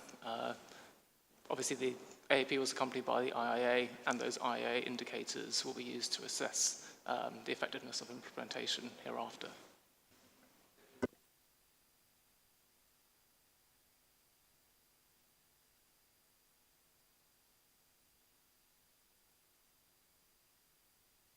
I didn't say that. If you wish to speak, then raise your nameplate up like that. Thank you. Mr. Brearley. Thank you. I was just hoping I could say something briefly on the generality of the master plans about soundness of the content. So during the Bakerloo line discussions last week, well rehearsed, we submitted a series of suggested modifications, well, headlines, concerned primarily with these matters of uncertainty, blight, phasing, and treatment of phase 2 areas. Then in the discussion of the sub-areas that we're about to have, I'm hoping to comment on several specifics of what's shown, not simply to debate individual drawings and text, though that's important, but the wider concern is one of general soundness. In planning terms, the issue isn't simply whether the propositions are attractive, many of them are, but whether they are sufficiently justified by evidence, realistic, likely to be effective within the plan period to justify the policy status currently given to them. Well, it is, it seems to me, a big problem that the AAP often becomes most detailed in precisely the locations where the underlying assumptions are the most uncertain. The further one moves into phase 2, the more complex and ambitious the master plans seem to become, despite the infrastructure assumptions becoming less certain. In several places, the AAP also appears to be solving the easy part of the problem, it seems to me the easy part of the problem, drawing a future, while leaving unresolved the much harder question of how today's businesses, institutions and activities get there. How do they get to the future? The rebuttal, if there is one today, cannot be but it's only a vision, because the issue isn't that aspiration, the issue is prescription. There is far too much prescription. Long-term visions have value. The question, I believe, is whether highly uncertain long-term scenarios should be given policy force through requirements such as general conformity, where infrastructure assumptions, market conditions, occupier requirements, and landowner intentions remain super uncertain. They shouldn't be given such force, as to do so would be not only unsound, but really unhelpful for the future of the area. Just very quickly, I believe there are 3 big questions. Status, current development must be in general conformity with the master plan and sub-area guidance. The way that could shift, development should be guided by the master plan and sub-area guidance, which should be treated as indicative rather than prescriptive where circumstances evolve. Second one, phase 2-ness, current effect, detailed long-term scenarios are given policy force, despite infrastructure assumptions that are unlikely to be realized within the plan period, Bakerloo. Possible direction it could shift to greater emphasis on supporting investment, intensification, adaptation and renewal pending future review. And towards that, strip out the phase 2 detail. Finally, review. Currently, there is no clear mechanism. Possible direction it could shift in, add a formal review. Triggering mechanism could be linked to Bakerloo, infrastructure, market conditions, occupier requirements, and delivery evidence. Thanks. Okay, a couple of questions I'd like to ask for that, and I did have some listed, so if I can paraphrase you, Mr. Brelli, I'd be grateful. What encouragement is there for sites to come forward? So in circumstances where there's where there may be piecemeal developments of sites or sub-areas, which may, over the course of the plan, prevent delivery of benefits that the sub-areas promise, what encouragement is there for sites to come forward, and what happens, what mitigation is there when the benefits aren't delivered?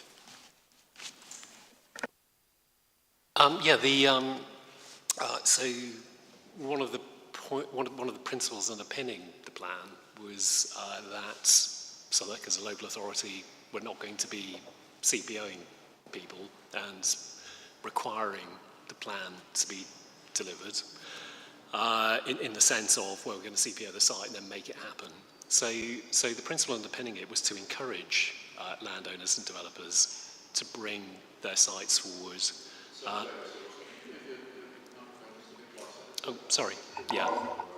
Sorry. So the underpinning principle was one of encouraging, in a sense, appealing to a self-interest of landowners, and to do that in a challenging circumstance for London, for the GLA, for the borough, about how can you deliver housing, but also how can you deliver jobs and the economics of London at the same time in the same place. So the intent was very much to try and create value for existing landowners in the sense of what we were showing could go onto the sites. So that was intensifying both residential, which has a value, and also workspace and commercial space, which has a value. So that was the encouragement. So a positively made plan that is encouraging, we feel, a positive change. And then in the interim, to one of the points that Mr. Brealey makes, if because there is an uncertainty about the Bakerloo line extension and the exact date at which that will be delivered, not blighting sites by discouraging adaptation, I think was Mr. Brealey's word, or an updating of those sites. In some instances, the extension or repurposing of some of those sites. For instance, electric vehicle charging points were installed in one of the units about 2 years ago. So we haven't taken a position of, unless every aspect of the master plan is being implemented in the meantime, that we will say no to schemes coming forward to kind of update units, if you like, that still have leases that might run for another 5 or 6 years. We've been quite happy to accommodate that, to make sure that there isn't blight of those sites in a position where we don't own them and where there's no intention on our part to use CPO powers to try and deliver the master plan, because we feel that it will be delivered over the period of the plan, and the positive plan making we have undertaken is sufficient incentive to get landowners on side with the content and direction of the plan. Thanks. Yeah, CPO generally, in terms of the application and the assessment by people like me, is generally seen as a last resort, and it's interesting that you started with CPO. I mean, the reason I raise it is when we were doing the initial consultation on the plan back in 2016, 17, 18, 19, we would often get asked that question by landowners: are you going to be threatening to CPO our site? To which the answer was no, because it is a last resort, but mainly because the plan wasn't predicated on that last resort having to be triggered at any point. Thank you. In the instance where you have landowners such as Tate, where there are large areas of large sites, or perhaps high value of current activities, what measures are in place to bring forward the aspirations of the AAP then? So we are in commissioning the design work for that particular area. One of the things that we asked Cradle Levington, who did that work for us, was to look at options for the Tate's redevelopment in terms of how the uses were distributed on the site. Was that stacked over each other? Was that located next to each other? What scale of development could fit within the aspirations set out in the design code, and how that would work with things like the local and strategic views which cross the site. So what we were trying to do was reach a point where we could get an agreement with the Tate about that principle of encouraging developers to bring their site forward. We have achieved that with the other landowners in Mandela Way, but we haven't got to that point with the Tate. And worst case scenario, Mr. Cutts.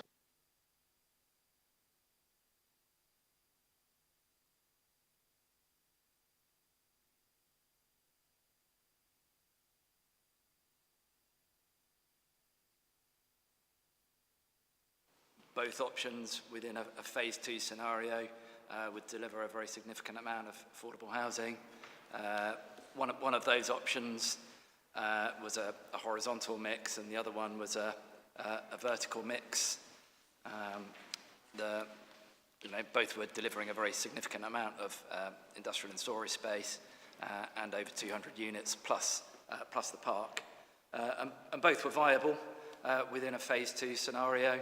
Both were producing positive land values above the benchmark, so above the value of the existing, or the site in its existing use. And again, that gives confidence that in the later phase of the plan, there is a realistic prospect that if that's the way that Tate would like to go, that they have got a developable site here. And thank you. Touching on some of the matters we discussed on Wednesday and what Mr. Brearley just said, what is the method that you have for a review of the success of the plan to a particular point, say the end of phase 1?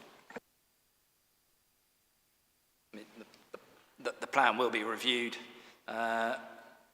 very shortly, or starting very shortly, through the review of the Southwark plan and the review of the London plan. I think it's important to remember that as far as Mandela Way goes, there is an adopted site allocation to produce 1,955 homes within that site allocation. That's contributing towards Southwark's overall housing target. That housing target, we don't know what the new revised housing target will be in the London plan, but it's not going to go down. But there will be an opportunity through the London plan, through the Southwark plan, to review the allocations. Thanks. I'm going to re-ask a part of my first question, and that's what sort of mitigation is there in the plan if there isn't, or does the plan need mitigation if only parts are delivered? My response would be that, as we kind of established on the first day, the purpose of the plan is to give effect to the Southwark plan. So we can't change existing policies that are in the Southwark plan through this process. At the point of the Southwark plan examination, we did, obviously, there was a long discussion about the phase 2 sites, Mandela Way, for example, and the inspectors came to a view. But we don't feel that there's necessarily a need to mitigate it, because, as Mr. Wilson said, we've set the plan up in order to incentivise landowners to develop their sites, and we think that the viability testing shows how that could happen.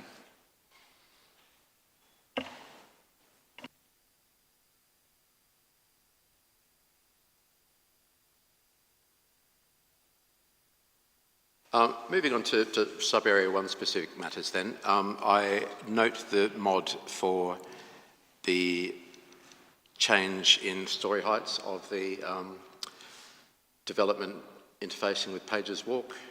Have no comments on that. Thank you. There's been quite a large number of representations by people in Pages Walk. Presumably that came from discussions with Pages Walk Conservation Society and others.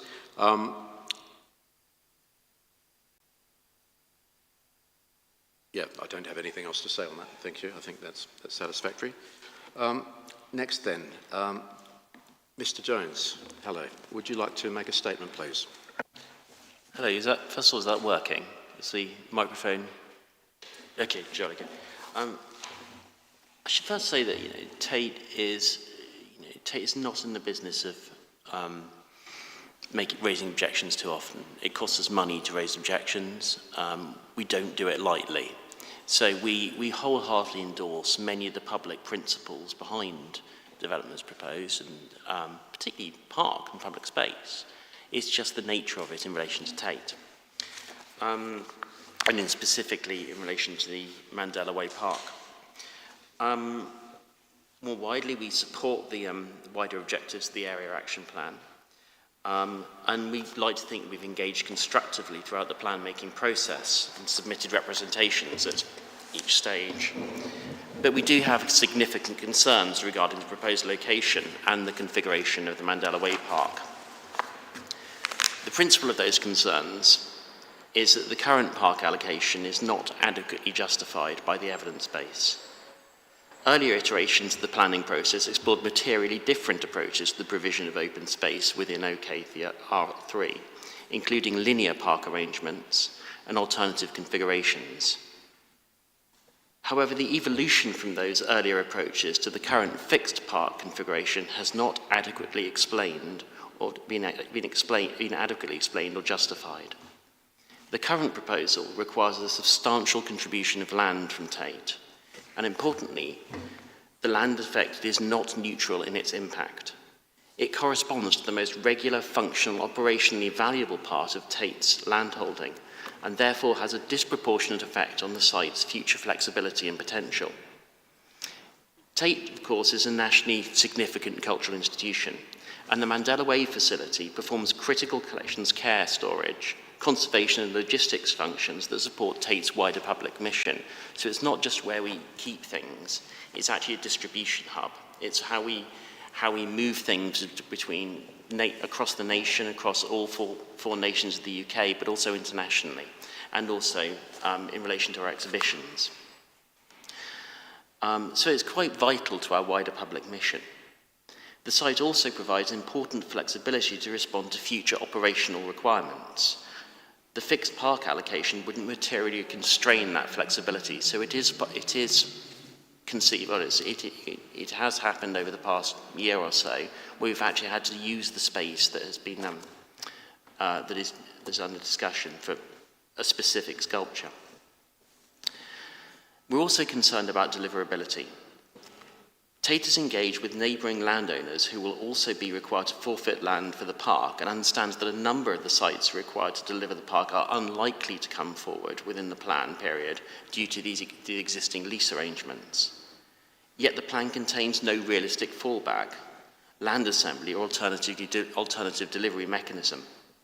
The adopted Southwark plan also shows the outline of the park in a slightly different arrangement to that now proposed in the OKR3, meaning that there is conflict between these two elements of the plan. In Tate's view, the issue is not whether public open space should be provided.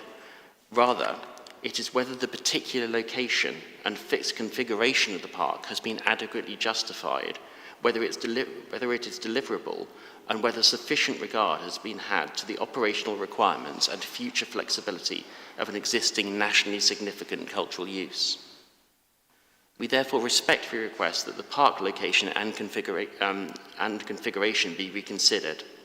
Alternatively, if the allocation is retained, the plan should identify the park as indicative and allow flexibility through future master planning and development proposals. Thank you. Thank you, Mr. Jones. I just want to ask you from the outset, just as a baseline, Tate has absolutely no intention of moving under its current plans? Not at present, no. Thank you.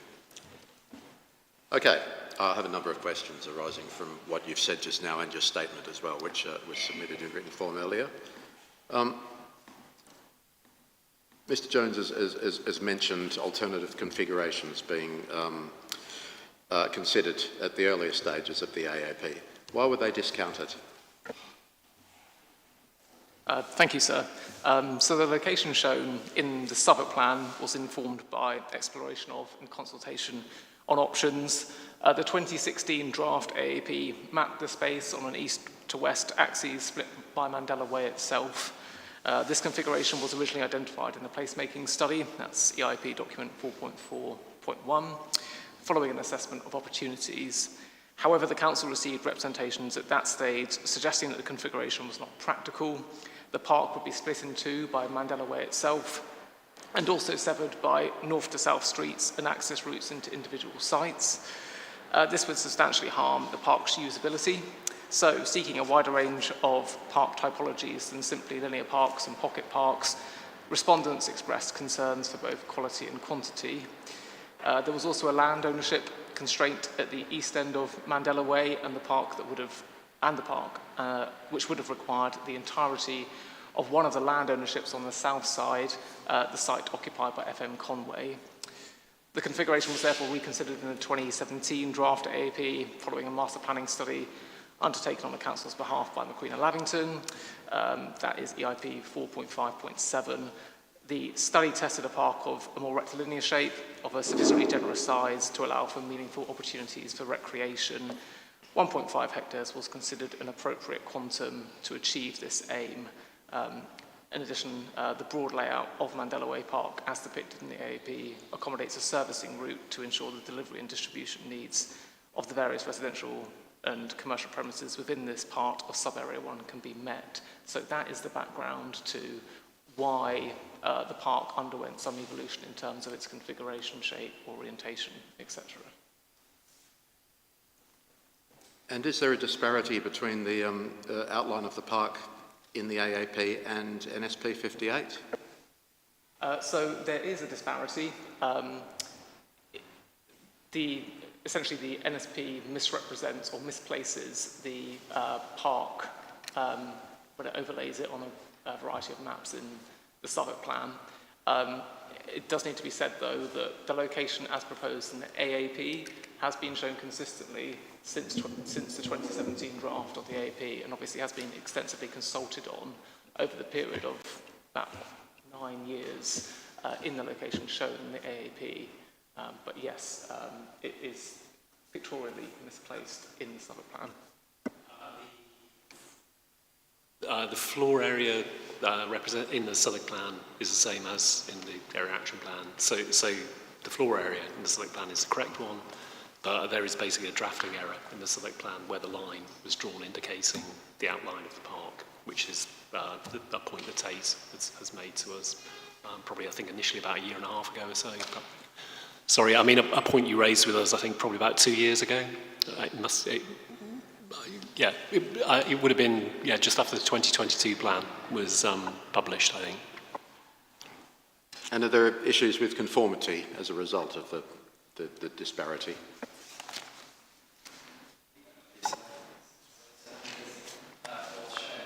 In the Southwark plan is an indicative layout. You can see it's got kind of blocks of square shapes and rectangular colours. It's got straight lines.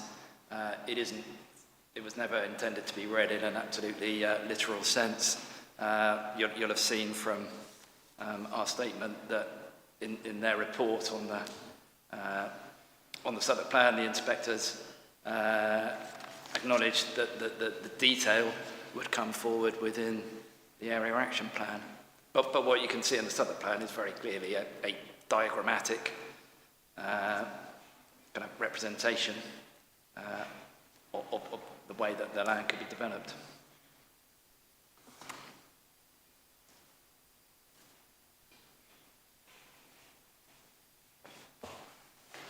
Mr. Jones, just on the points we've spoken about so far, is there anything you'd like to respond on? Am myself on or off? I'm not quite sure. On. Okay, sorry. Okay. I should say that as an art historian, I'm also colourblind, so it doesn't really help. Just on the point of vertical versus horizontal, the nature of what we do in the space makes vertical extension very difficult, because there are a whole load of issues, for example, the movement you need to move artworks around, the conditioning of artworks, and also many of these artworks require quite significant floor bearing. So it's just the configuration of the space that we require is actually quite single story. You can't just fold it in on itself and grow up, and what's more, you need quite significant space because, as I said, it's a hub. You regularly have trucks coming and going, and that requires quite a lot of space and movement. And secondarily, because of the nature of what we keep in the artworks, there are quite significant concerns around vibrations, around security and other issues.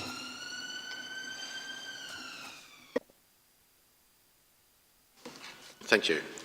And from what I understand from your statement, some parts of the site are more sensitive than others and are more valuable than others in terms of the adding value to what you do. And one of the most valuable parts of the site is that which is earmarked for the park. Is that correct? That's right. Right, okay. Was that factor taken into account when the park was being drawn up? Did you have any knowledge of what parts of the Tate operation occurred where on the site, or was it just a general consideration of this site is Tate? I mean, we have been taken around the operation by Tate, so in order to help understand Tate's position, which was hugely helpful to us. So we've never kind of underplayed the challenge of getting this right. And it's right. The main loading bay is on the south side of the site, effectively, where you have lorries can go in and the gates can come down. It's all secured. So our plan, though, was in terms of a more comprehensive redevelopment of the site, if you like, which would envisage that necessarily changing. And in looking at the options with McCrane Levington, we've looked at not having things stacked, but could they be separate? Was there an option to phase that delivery in terms of carrying out redevelopment of part of the site, leaving part of the site operating? And I'm not saying that's necessarily easy or straightforward, but that was part of our attempt to engage in that conversation with Tate about how could this plan be made deliverable, and for us to be able to understand how they operate at present. And you know, we have not made light of that or dismissed it, and certainly the plan wasn't designed with a sort of like, well, it doesn't really matter. And we have tried to reach an accommodation, although we haven't succeeded in doing that. Regarding the siting of the park being split over several sites, was any consideration given as to proportionality, who needs to give up what, etc.? The representation by the Tate suggests that they would need to make a disproportionate contribution to the proposed park compared with other landowners. Thank you, sir. So the 4 land parcels in question were selected on the grounds that together they would represent the optimum opportunity for delivering a park of the required shape and size, while also retaining a sufficient portion of land within each for appropriate non-park intensification. The council undertook detailed analysis of the 4 land parcels that would be expected to contribute to the creation of the park to ensure a degree of parity for each landowner in terms of the open space ratio. So that's the area of open space divided by the total land area. The latter accounts for public realm and streets the development is expected to deliver, not just the contribution to the Mandela Way Park. This exercise determined that broadly similar contributions would be sought from the 4 landowners as follows. So the Duchy of Lancaster plot, so that's the kind of north quadrant landowner. Essentially the open space and public realm ratio was 0.48, so 48% of the site is open, 52% is occupied by built development. The City of Westminster plot, that's the east quadrant, had an open space and public realm ratio of 0.4. So again, 40% of the site is open, 60% is occupied by built development. The Royal Mail Pension Fund, that's the south quadrant, had an open space ratio of 0.54, and then Tate had an open space ratio of 0.47. So it is, in terms of those 4 landowners, it is actually the site that is being asked to contribute the second least proportion towards open space. The other 2 having to contribute more as a proportion of the total site area, being Duchy of Lancaster and the Royal Mail Pension Fund. And obviously there's a small component that the Southwark Council will contribute towards the Mandela Way Park. So given those figures, we don't sort of recognise the argument that there is an excessive expectation being placed on Tate to contribute a proportion of their site towards the Mandela Way Park versus the other 3 landowners. Okay, thanks. I want to revisit my earlier question about deliverability in the context of the Tate. From what I've read and heard so far, I have concerns about the delivery of the park, given that Tate intends to stay put. If that's the scenario, how will the park be affected in this case if all the other landowners come forward?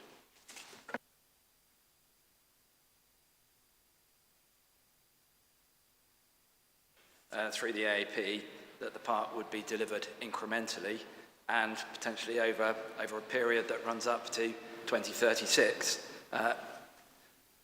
if not longer. There would be ways of delivering that park space incrementally, because each of the 4 landowners would be providing a large area of site. Ultimately, if the Tate never left, then of course that would have to be, we'd have to adapt the park in order to accommodate that facility. But yeah, this is a longer term vision, and it has been the case in previous plans that I've done, where landowners say, okay, I'm not going, but then at some point perhaps things change. I'm not saying that will necessarily apply to Tate, but I think we have to bear in mind, we're planning here to set up a kind of longer term arrangement in the future. So from that, I'm gleaning that Tate does need to remain in the AAP, in your view, as a site allocation. Do you have anything to say, Mr. Jones? You don't have to if you don't want to. Mr. Brearley? Yes, you're okay to widen out to OKR 3 generally. So we're not objecting because we dislike the vision for Mandela Way area. It looks enticing, for sure. We're objecting because in significant respects the master plan here, as in several other areas, fails the test of soundness. I have 5 key points, areas of questioning. I'll just lay them out, and then a little modification suggestion, a main modification suggestion. First point, this is a phase 2 area, as we know. This first concern is the simplest one. It sits wholly in phase 2.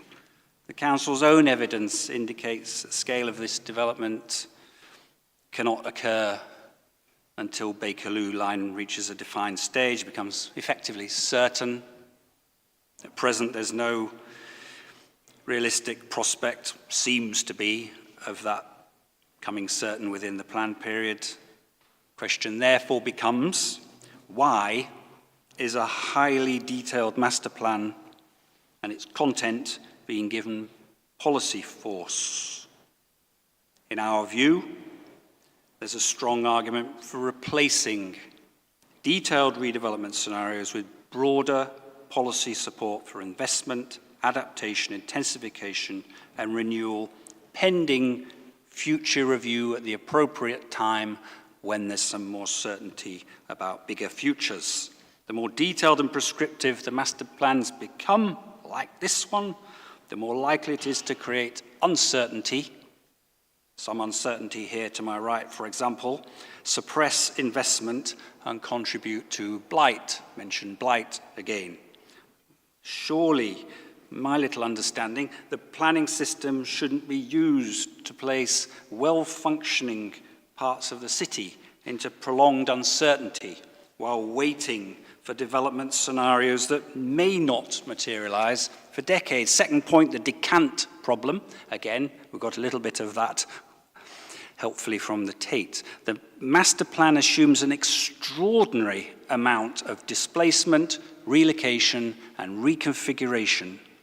Tate, of course, DPD, Royal Mail, Go Ahead Bus Depot, Veolia, Crowley, FedEx, SIG, Crozier, several others, including smaller occupiers. The plan repeatedly describes outcomes, but says much less about how they are to be achieved. Solutions to the decant puzzle are missing. Where are these activities supposed to go? What accommodation is available? What accommodation is planned? Who pays for it? In what sequence does relocation occur? The master plans as a whole provide remarkably little guidance. Third point, industrial capacity. The master plan appears to reduce the land footprint devoted to industrial accommodation to substantially less than exists today. It slashes it by 50%, 60%, something like that. That might be acceptable if there was a realistic strategy for industrial intensification, but I don't believe there is one. The blocks shown don't appear to be capable of accommodating the ramps, circulation systems and operational arrangements normally required for genuine multi-level industrial development. Single level wouldn't deliver enough by a big margin. The internal industrial zones shown appear too small. If vehicle ramps aren't possible, then goods lifts become the only realistic option, less accepted by a long way by the market, so lower value. If development went to multiple levels, the industrial, a further problem is that the same blocks are shown wrapped by housing, challenging. I struggle to see how such configurations could function operationally and financially. Fourth point, viability. The master plan appears to assume the simultaneous achievement of multiple expensive objectives: large-scale decanting and relocation, industrial reprovision, a major new park chopped up into bits, complex mixed-use construction, including extensive residential amenity space on the roofs of industrial, extensive mitigation between low compatibility uses. Each of these adds cost. The cumulative effect appears extraordinary. The phrase, forgive me for this phrase, the phrase wishful thinking comes to mind. The plan provides very little evidence, really, that demonstrates that this combination could ever be viable. The issue isn't whether each of those individual aspirations is reasonable or even lovely. The issue is whether they can all be achieved simultaneously. This is, I know you know, part of the local plan, not a wishful thinking exercise. And the fifth point, recent evidence points in a different direction. One of the most significant developments in this area in recent years has been British Land's Southwark Logistics Centre. It's looking promising. That development emerged because the developer proposed something different from the residential heavy scenario anticipated in earlier versions of this AAP. The result is a substantial industrial intensification project that's now built and will soon be operating fully. That is instructive. There are similar indications along Verney Road, outside this chunk. This demonstrates that areas evolve in ways that cannot always be predicted, certainly not a decade or two in advance. Opportunity areas surely should remain open to opportunity. In conclusion, our concern is that the master plan is being given policy force despite being highly uncertain, very unlikely to be realized within the plan period. The issue is not whether this might happen one day. The issue is whether it is sufficiently evidence justified and realistic to justify being embedded within policy today. We therefore believe the most appropriate modification would be delete the detailed master plan content of OKR3. We request a main modification to cover deletion, broader strategic guidance to retain, replace the detailed redevelopment scenario with positive policy support for investment, intensification, adaptation, and renewal pending future review. That would provide greater certainty, reduce blight, and allow the area to evolve in response to changing circumstances rather than the highly speculative long-term scenario. Thanks, sorry that was long. Thank you. Could I ask for the Council's views with regard to the mod? Which is right at the end, so you shouldn't have to go back too far to... So the plan allocation, NSP 58, and the Old Kent Road master plan and site allocation derives from that policy. We can't change that through this process. That site allocation is already embedded in policy. I mean, on the wider phase 2 point as well, I think it's important to go back to the London plan. So, you know, the paragraph that we looked at last week, 2.1.15, that planning frameworks should identify the opportunities that are unlocked by the Bakerloo line extension. And that is exactly what our plan does.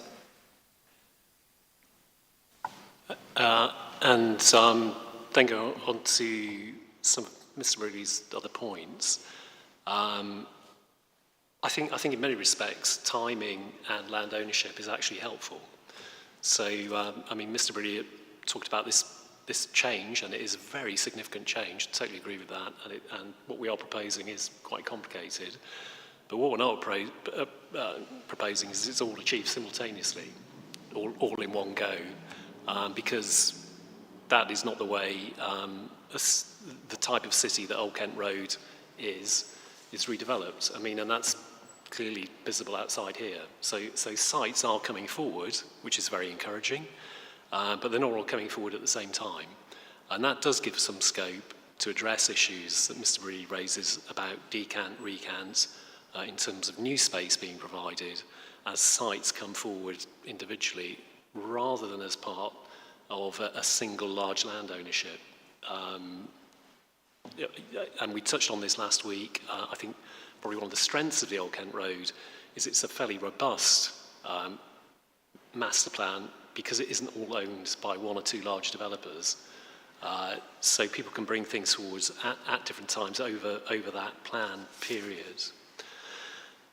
And in terms of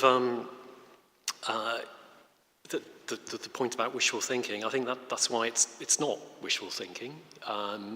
One of the motivations for producing the area action plan to give more flesh kind of on the bone to the Southwark plan policies was again going back to this point of multiple different owners and giving some discipline to how all these things come together over a plan period. You know, a frequent ask to me in my career in planning has been, well, what does the local authority want? You know, what does the council want on these sites? I think if we went down the route of not having those master plans in the AAP, that would create a huge amount of uncertainty about phase 2.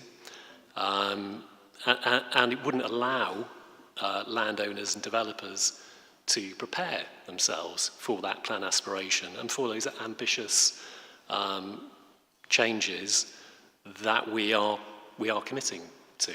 And I think the more ambitious, the more time people need to consider those things and to put them into their own longer-term plans.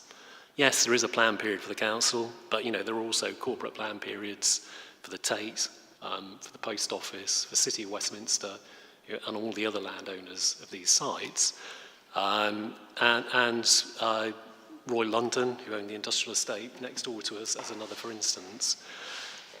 And those landowners have not come back to us and said, well, you know, this is complete wishful thinking. We've had discussions with them. We acknowledge, they acknowledge, and I agree with Mr. Brearley. You know, this is not an easy thing to do, but we do think that it is doable within that plan period. As Mr. Cudd said, you know, that's over 10 years. So, I mean, I've only been at Southwark for 8 years. So a lot can happen in 10 years, but having some certainty through a plan-making process, I think is a very good thing, and it's part of that positive plan-making.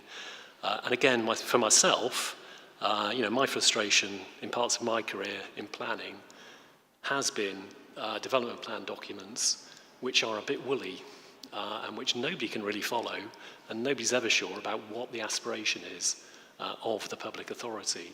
And I think in this plan, we're trying to hit that right balance, as we come on to last week and this week, you know, between prescription and flexibility, and it's a fine balance to achieve. But we think within the currently drafted documents, we have achieved that, and we don't feel, and there seems to be no evidence that we are blighting sites. I do take Mr. Ridley's point about minor works and refurbishments, because minor works, I think, as it says on the tin, minor works. I mean, possibly a different way of expressing that might be to take one of Mr. Ridley's works, which was adaptation and refurbishment, rather than minor works and refurbishment. Thank you. We touched on this the other day. One of the issues that Mr. Braley raised just now was about the interface between various uses on sites, and you mentioned residential being wrapped in industrial. What's the modelling that's been undertaken to model different forms of development and how they best work?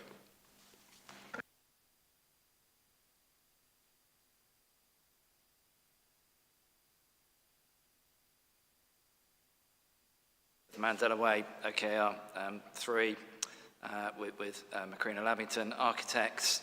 The master planning was informed by discussions with landowners, so right at the outset, the Duchy of Lancaster, for example, the Royal Mail Pension Fund, the John Lyons charity, who did own 15 Mandela Way, Westminster City Council. We met all of them, and we had a discussion about the longer term potential for their sites and the way in which you might reconcile residential development with industrial development.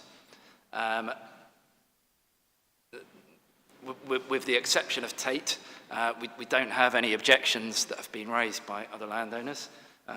We worked extensively, as Colin says as well, with Royal London, who own the Six Bridges estate. So what we tried to do was to work with those landowners to develop those master plans. You'll see within in the design code, for example, there are sections on servicing. So how might you service buildings that essentially you have industrial space within the podium and then residential on top. I mean, at the time as well, we were looking at similar typologies. So, for example, the large Decathlon store at Canada Water, or Sainsbury's in Fulham, where effectively you have a very large podium. All of the servicing is internalised. They're wrapped in some cases by other uses, and you've got uses on top and use made of the podium decks as well. And this is what we were proposing was a similar typology. Of course, since we've in the course of time, some developers or some landowners have said, well, we might do that differently. We might separate the industrial or the or residential, but still looking at how you can intensify development to achieve principles that are not dissimilar. So, for example, if you look at the Mandela Way site, all of the servicing is internalised in order to mitigate impacts on residents who are right at the all along kind of one side of that development. In terms of further, I suppose, testing the market, you will have seen the Barratt Homes scheme on Ilderton Road, which is precisely that typology. So it's a residential tower on top of a large podium, has high floor-to-ceiling heights, so around, I think it's around 8 metres in that location. You can design so that you can drive a truck through the site to do all the loading, unloading internally. There's some mezzanine space in there to provide office space. And that was designed, again, that was by Macrina Lavington. Their client was the Leathams, so the food production business who were on the site. Leathams had outgrown their site. What they wanted to do was to design a facility that could be occupied by a business like theirs, or theirs had been 20 years before. In terms of the viability testing that we have done, as you'll have seen, it has been tested by Macrina Lavington. We worked quite carefully with the QS who was advising BMPP to ensure that the costs associated with building a podium, with putting residential around it and on top of it are reflected to ensure that the costs of providing park space are reflected. So in all, we feel that the evidence base is pretty comprehensive.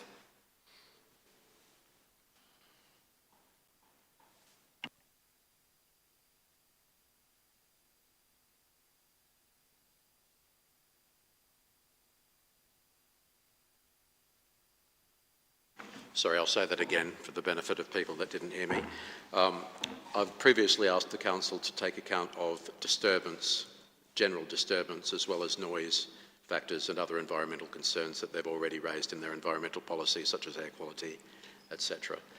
I did that with Tate in mind, that you should stay on the site and development occurs around you. Do you have anything that you wish to add about that mod in the specific context of the Tate?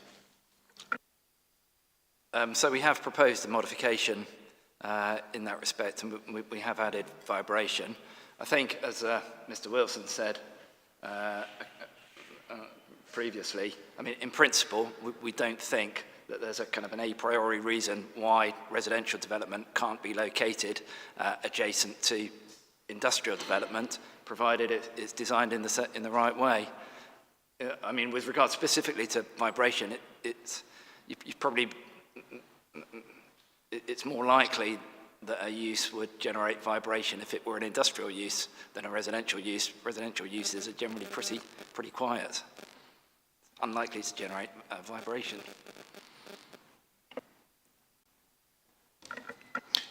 Does that take into account the actual construction of the buildings? And that would be managed through a construction environment management plan to ensure that monitoring was put in place to monitor vibration. You would put up monitoring on the boundary of the site to monitor vibration levels. And that would need to be signed off by our environmental protection team. I'm getting slightly technically out of my depth here, but I think that would probably need testing in relation to our requirements and storage. Possibly. The question in planners' mind when they're thinking about that sort of thing is how do you make an omelette without breaking eggs? Is that the sort of thing you had in mind, putting it bluntly? I mean, certainly, from the experience of capital projects at Tate, we've had to take, it's had quite profound impact on what artwork can be stored or shown in a given space. And bearing in mind there is a much greater intensity of artwork being stored there than there would be exhibited in the gallery, I'd imagine that is actually quite a profound question. Okay, thank you. Anything to add? No, I suppose it might be worth noting that Tate isn't the only art storage company around the Old Kent Road. There are at least 2 or 3 others, I think, and we have been in conversation with those companies too about developments next to their sites. But again, we feel, that they have raised similar concerns about proximity of residential development or the construction impacts of development. But again, we do think that it is capable of mitigation through a construction environment management plan. I'd just say that I think there is a difference in this context between art storage, in that the nature of the Tate collection carries with it very significant conditions. I don't just mean in terms of the conditions of the storage, but in terms of the national status that perhaps other collections don't, that might need to be factored in. Mr. Brearley, before you raise a new point, I just want to mention that I've seen the mods that you've provided. I've only seen them this morning, so I haven't had a chance to digest them yet. But you raised overall questions of soundness, which echo those that were raised on Wednesday regarding the overall Bakerloo line extension and the whole strategy of the AOB. And they're with me, so I'm aware of the issues there. I will, of course, tomorrow mention the unfortunate story of one of those other art shippers, Constantine, so we'll come back to that. Suffice it to say, they aren't at all happy with how they're treated by the plan. Just to say, I don't see any incompatibility between a stripping out of what I see as inappropriate detail and the Southwark plan.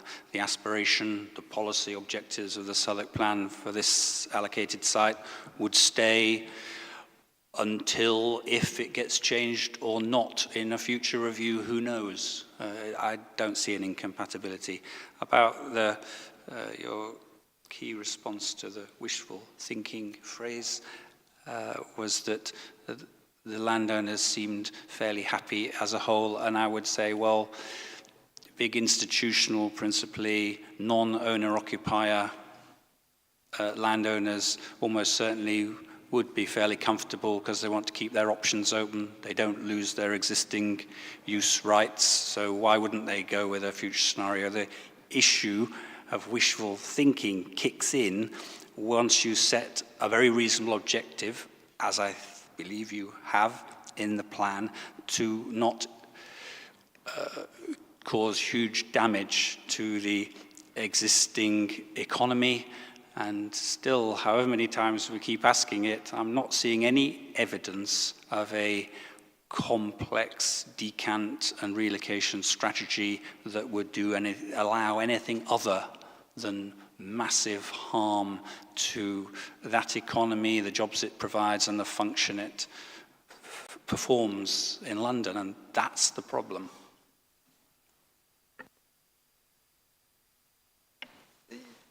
Yeah, I mean, we appreciate that where you've got occupiers on long leases, lots of jobs, businesses, yeah, of course, that's not easy. Just taking the example of Mandana Way, there are 7 landowners in Mandana Way, and 4 of them are currently going through a process of either having refurbished very recently or refurbishing their sites. And that's, in 2 of the cases, it's kind of stripping the buildings back to the frame, recladding them, extending the roof, putting in air source heat pumps, putting in new docking facilities. But that's 4 of the 7 sites. And the way that they've done it is that they've waited until leases have expired, they wait until businesses move out. In some cases, they're managing to do it, or in one case, they can do it by phasing the redevelopment to move the occupier who might stay on the site to a different part of the site temporarily. So it's not easy, but I think the fact that 4 of the 7 are undertaking it at the moment, or have done it very recently, demonstrates that it can be done. And as Mr. Wilson says, we're not expecting everything to happen at once. This will happen over a period of 10 years or so. What is there in the plan about decanting and protection of uses during that construction process, or the development of a sub-area overall? So the policy protection would come back to the protection which is in the Southwark Plan under policy P33 around relocation and retention.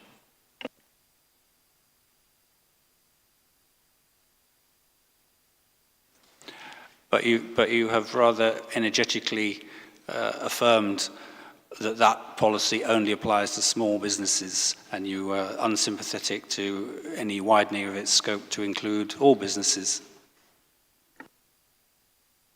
Yeah, the reason why that policy was put in place, and you can see from the reasons, was that it made an assumption that small businesses don't necessarily have access to the advice that a larger business may have as well. I mean, as Mr. Wilson said, just because it refers only to small businesses doesn't mean that we're not sympathetic to the requirements of large businesses too. When we worked with Aviva, who owned the Cantium retail park, we worked with them to ensure that Pets at Home can go back into the scheme and that B&Q had first option on the larger kind of auditorium and retail space on that site. So this is something that we do. Okay, thank you. There's one more point that I'd like to raise before we have our tea. I was going to raise this morning, but Mr. Jones, you raised this in your submission, so I thought it'd be a better time to do it. And that's going back to AAP 9 and the public space equalisation mechanism, and you raised it in the context of the Tate, but it's a question that applies to all site improvements, I think.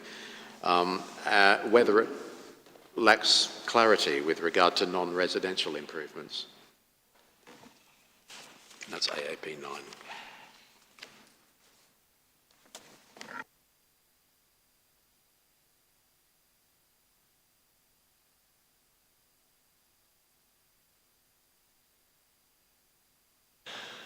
Yes, I mean, it is the case that the equalisation strategy, as expressed in the plan, is referencing residential development effectively. So the payments generated, which you touched on this morning through Section 106 agreements, are calculated on the basis of homes per scheme. But back to Mr. Cronin's point earlier, the options we looked at on Mandela Way were as Mr. Jones has said, initially a linear park arrangement, but for various reasons that Mr. Cronin set out, we didn't feel that was the right approach. And the principle, I suppose, of the approach that we've taken on Mandela Way is similar to the equalisation study in the sense that we've tried to divide that contribution equally between 4 different landowners, and we got fairly close to that equalisation point in that part of the opportunity area. The other thing to bear in mind is that because, to Mr. Briley's point, we are promoting a mix of uses where there will be residential and commercial. One of the other things we'll be looking to do is where commercial comes forward, according to, in the way set out in the plan, all of those developments would be subject to that equalisation agreement because they will have residential in them. So some of the developers would have provided the open space on their sites. So the Tate, Duchy of Lancaster, because in the master plan they're providing that open space on site, there won't be a requirement for them to provide 106 contributions for other open space.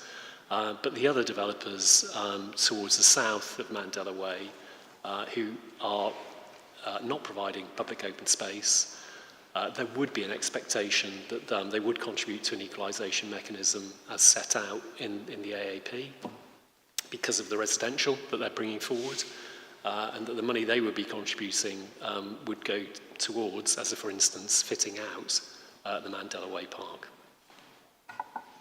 Thank you.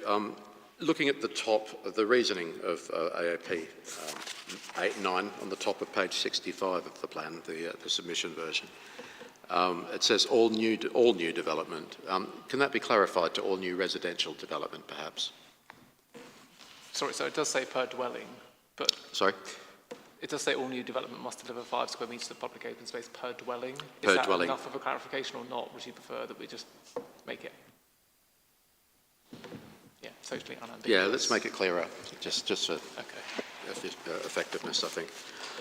And one other thing, going back to Mr. Browley's previous point, is that I do think that whilst P33 does provide sufficient protection, or protection, I should say, for small businesses, I do think that what you're doing in terms of large businesses, the discussions and the positive way that you're working with them, does also need to be codified in the plan in some way. Just so that, again, there's an expectation, or if, things do change between now and 2036, there needs to be a mod to describe that in some way, I think. Right, I just want to make a note of those in my mod book, just bear with me.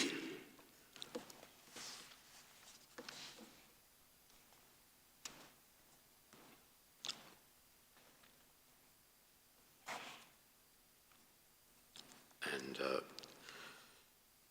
where would that go in the plan, the relocation? Someone's going to have to remind me, sorry. I've learned a lot of plan in a very short time, so AAP 5. That's it, thank you. So decant and relocation discussions with large site holders. Okay, thank you. Is there anything else on sub-area 1?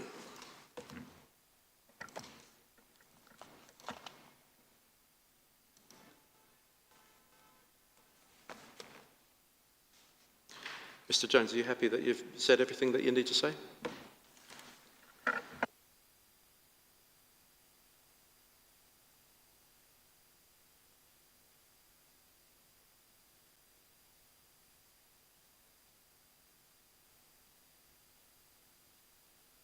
Right, let's have a break. Back at 3:25. Thank you.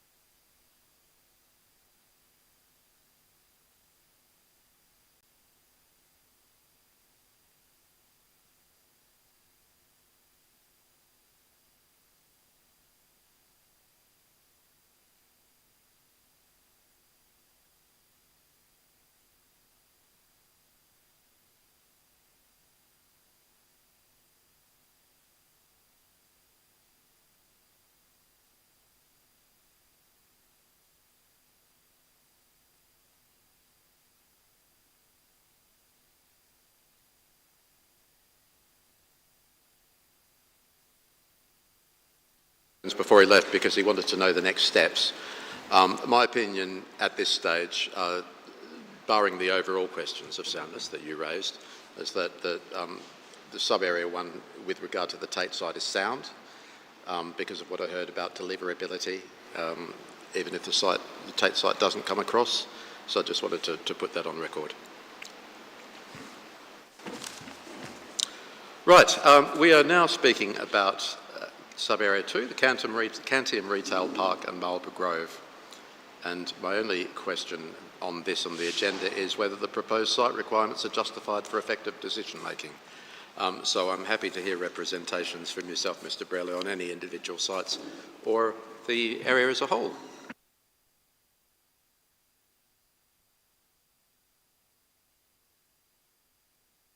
Is that wanting me to speak? Sorry? Is that wanting me to speak? Yes, please. Yes, okay. I have some things to say on OKR 10. This is where my own little bit of land and factory is, but I'm not principally talking about that. And I noticed that it's turned into just the aerial photograph now on the plan. There isn't any threatening things drawn. All very interesting. But it's about the bigger story I want to come to again. Again, I've got 5 key things about OKR 10 master plan content. First is the large footprint challenge, touched on a few times before. I think that OKR 10 illustrates the wider weakness running through the AAP on this. The plan repeatedly states that industrial floor space and retail floor space will be retained. However, very little attention is given to the practical challenge of retaining the larger occupiers that currently provide a substantial share of that accommodation. So the issue isn't simply floor space and quantum, it's accommodation and unit sizes. You can't replace everything with medium and small units. Asda alone occupies around 70,000 square feet and a lot of parking and a yard. B&Q occupies around 30,000 square feet. Both of those in this OKR 10 are major employers and the smaller ones. Both are important components of the area's economy. Both are communities in their own right. The plan says very little about how occupiers of this scale are to be retained, relocated, and re-provided for. Put simply, it doesn't all fit in the master plans as shown, and permissions to date demonstrate that no big format accommodation in all those permissions, only one medium-size unit, nearly all of it is small stuff. So big displacement is implied. Second point about a little more on Asda, which is largely shown within phase 2. So major redevelopment probably depends upon Bakerloo. Again, there is no credible decant strategy, no credible temporary relocation strategy, or a permanent relocation strategy. The question is not simply where housing goes, the question is where, for example, does Asda go? Last week's discussion regarding Tesco exposed the same weakness. The implicit answer to a quite different circumstance, like get out because we need to build a tube station, fair enough. But the answer was Tesco would have to solve that problem itself. That isn't a strategy. The same concern applies here in OKR 10. Third point, Cantium Retail Park, B&Q. I think Cantium is one of the clearest examples in the whole AAP. The master plan shows comprehensive redevelopment, yet little evidence is provided that serious thought has been given to the retention, relocation and decant of the occupiers, most notably B&Q, who vigorously objected to the previous redevelopment proposal, the one that got permission. They weren't happy with the idea that they could make do with a much smaller unit. One of the central concerns was the absence of any realistic retention or relocation strategy. That concern was never convincingly resolved. and what happened next is instructive. London Metric acquired the site. The retail offer was upgraded. New 15-year leases were agreed. The car parks were reorganised. Major investment took place. A substantial EV charging hub was installed. Over the road now we can see, I can just glimpse it, a new drive-through unit is being delivered. You don't build one of those on a very short payback timescale. In other words, reality moved in almost the opposite direction from that anticipated by the master plan. That should give pause for thought. The issue is not whether redevelopment might occur someday, almost certainly it will. The issue is whether this particular redevelopment scenario, as shown on the master plan, remains sufficiently justified and realistic to warrant being given policy force. It doesn't. One wider lesson from examples such as B&Q is that the plan should distinguish more clearly between strategic direction and illustrative development concepts. There's a difference between identifying a broad direction of change and attaching policy weight to a specific redevelopment configuration. Fourth one, the former Civic Centre site and bits around it. A similar concern applies here. The proposal that originally informed the master plan has lapsed. Market conditions have changed. Viability conditions have changed. The assumptions underpinning that proposal no longer appear credible, yet the master plan still presents it as though it remains the expected future. Again, I question whether that is justified.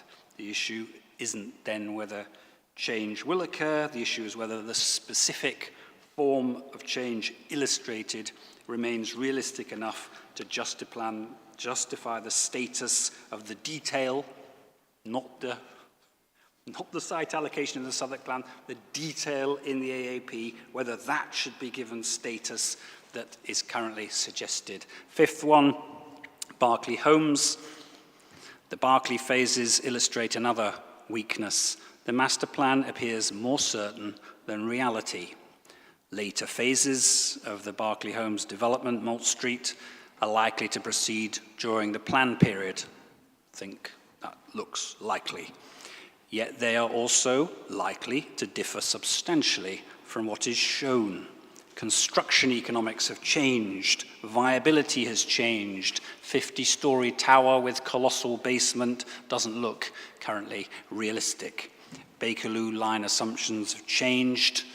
The developer will almost certainly need to rethink, I assume they already are, significant parts of the scheme if delivery is to occur before Bakerloo. That is not a criticism, it is how development works, which is why I question the wisdom of attaching policy force to highly detailed configurations. Our concern is that the master plan repeatedly jumps from existing reality to a distant future condition without adequately explaining the transition, the accommodation challenge, the relocation challenge, the decant challenge, the viability challenge. These all remain insufficiently resolved. For that reason, I believe substantial review of OKR 10 is required, and back to the main modification, request something like, I didn't put forward some wording, but development should be guided by the master plan and sub-area guidance, guided by, which are indicative only. Proposals that deviate from the master plan configuration will be supported where they demonstrate a high quality of design, safeguard existing employment operations, and develop sustainable development. Something like that surely would be more sensible and flexible than what looked to me unrealistic master plan drawings and general conformity requirement.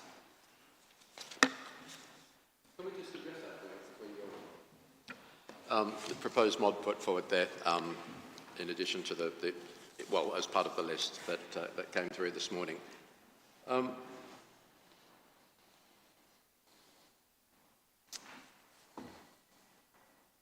What's the general attitude towards that mod suggestion?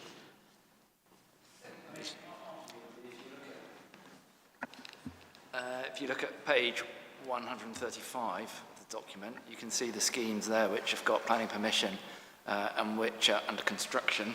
And you will see when you walk across the road that actually there is a lot of development under construction.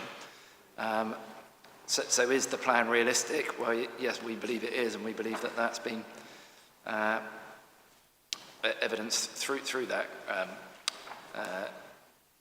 scale of on-site delivery. There are a range of spaces, in terms of the workspace, there's a range of spaces being delivered from an extension to the self-storage unit at Sureguard to kind of medium scale spaces at 49 to 53 Glengall Road, smaller spaces around on the Bermondsey Place scheme, but there is a lot of development under construction. In terms of the sites that Mr. Brearley mentioned, so Asda, we have met Asda quite a few times over the course of preparing the plan, and most recently earlier this year. What we've shown in the plan is a scenario which could provide 2 or 3 options for the way that scheme could be built out there. An option might be to build a temporary store in the car park, for example, and then redevelop the site of the current store. And that's something that we've discussed with them. They could, of course, look to move off the site, which is what Aldi did, for example, for 2 years. Aldi left the site at 848 Old Kent Road and then came back 2 days later. The most recent option that we've discussed with them is that actually, would it be possible to build a frame around the current store and then build directly on top of the store while retaining the shop in operation. So, the plan is flexible and robust in that we feel that it does offer options for the way that could be delivered, and it is something that Asda themselves are exploring. Looking at the Cantium Retail Park, I mentioned earlier that one of the objectives of the then site owner, Aviva, was to ensure that they could retain potentially 2 of the 3 occupiers who were on the site at that time. So one of them was Pets at Home. Obviously, Pets at Home at the moment in an out-of-centre store. So the proposition that Aviva were working on with Pets at Home was that they would move into essentially a high street format, 2-storey store. There would be some parking underneath in the basement. There was also a smaller store which could have accommodated, for example, at that point there was a Halfords on the site. And there was also, within the Section 106 agreement, B&Q as well had a first right of refusal on returning to the kind of auditorium and the retail space on the site. B&Q, would like to stay in this area, but they're also developing high street stores. So where I live down in Tooting, they've developed a high street store over in Wandsworth. I think over in Richmond they have high street stores. So this is a concept that they are developing, recognising that it's not easy to find very large format stores in central London which have a lot of car parking space with them. There was some car parking for the retail stores within the scheme that was permitted, but nothing like what they have at the moment. Mr. Wilson mentioned last week that the scheme hasn't expired. London Metric have done a technical implementation. They've built part of the access into the site using that permission in order to preserve it with the longer term aim of having a permission there. It may be in 10 years' time or in 15 years' time that they can then move ahead with. Civic and Livesey that we also mentioned last week, so that's at 586 Old Kent Road. Again, the permission hasn't expired. The permission has been implemented and the landowner is actively working to try and bring forward development on that site. The other site is, the kind of larger site in the middle is occupied as well by McDonald's. And again, we've had conversations with McDonald's over the years. Is there an option where they could look at something like the development that's happened on the KFC drive-through, for example, which was designed, could be a restaurant use or alternatively something else. But again, these aren't proposals which are, completely divorced from reality. There is the prospect that these can be delivered, and we have been discussing with the landowners how they might do that. And thank you. In terms of the point where, looking back to AAP1 policy, the words general conformity, are they, we spoke about it last week really, but does general conformity allow enough flexibility should things go pear-shaped? Well, we believe that it does, because it provides that balance between being overly prescriptive while giving enough direction to a designer or landowner about what the council's looking for on that site. And you'll have seen, or you may have, although I think you said the website wasn't working earlier, but we have proposed a modification to the reasons to AAP1 to make that clearer. Yeah. And just say the conversations with Tesco and Asda about the options for their redevelopment have basically involved reprovision of car parking within those sites. So there are a number of schemes with Tesco, Sainsbury's in London, an idea that was promoted back in the noughties by GLA, by Mr. Brearley when he was at the Architecture and Urbanism Unit, which have now been built out. So the proposition for Asda and Tesco is not for them to go to a completely car-free world, but to still have car park, but have a car park at grade, and then have the store above. There's a slightly different take on that with the Aldi site, which reopened early this year. So Aldi have basically kept their at-grade car park. I remember when that was a Toys R Us. And I think it was Tempo across the road, PC World. Tempo, remember them? Yeah. Anyway, sorry, I digress. Please continue, Mr. Brearley. Well, just to emphasise, we all know, I think we're all right to believe that such as the Cantium Retail Park is a dinosaur from a previous era. I don't think anyone's suggesting that retail parks style sheds like that with giant surface parking is the future of an area like this. The question though is not that, it's about whether there's been adequate consideration of how to re-provide the current version, and the current version of many of these stores in a place like this, which I should emphasise, is not central London. This is inner London. This is not the central activity zone.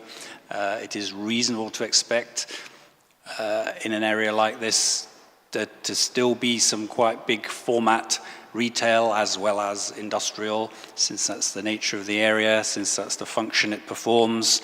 And we're not seeing that allowed for. The policy, the AAP does suggest that big supermarkets will be re-provided, excellent, but it doesn't say the same about other bigger format retail, the likes of B&Q and Currys and Argos and etc., which might not be cool, but a lot of people rely on them for part of their shopping, and they're a perfectly valid thing. They are not adequately provided for in the plan. You've referred to quite a lot happening over the road. Well, of course, one mid-sized factory was pushed out, moved out, a few other bits and pieces, but most of what's been built was on sites that had been vacant for a long time. The bulk of the Molk Street site had long been a cleared site, so we haven't yet got to major decant and displacement challenges on OKR 10, but they are there for the future as a problem.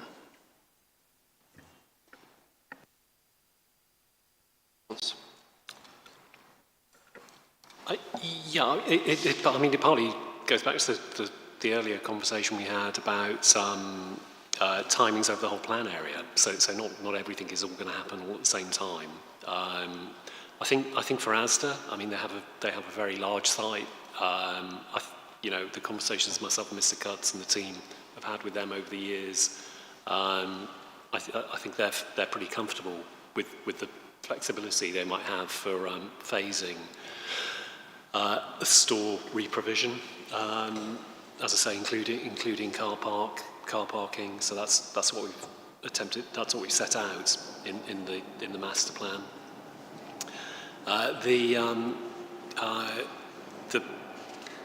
We do own some sites. Frensham Street has been referenced. We also have our salt store in the area.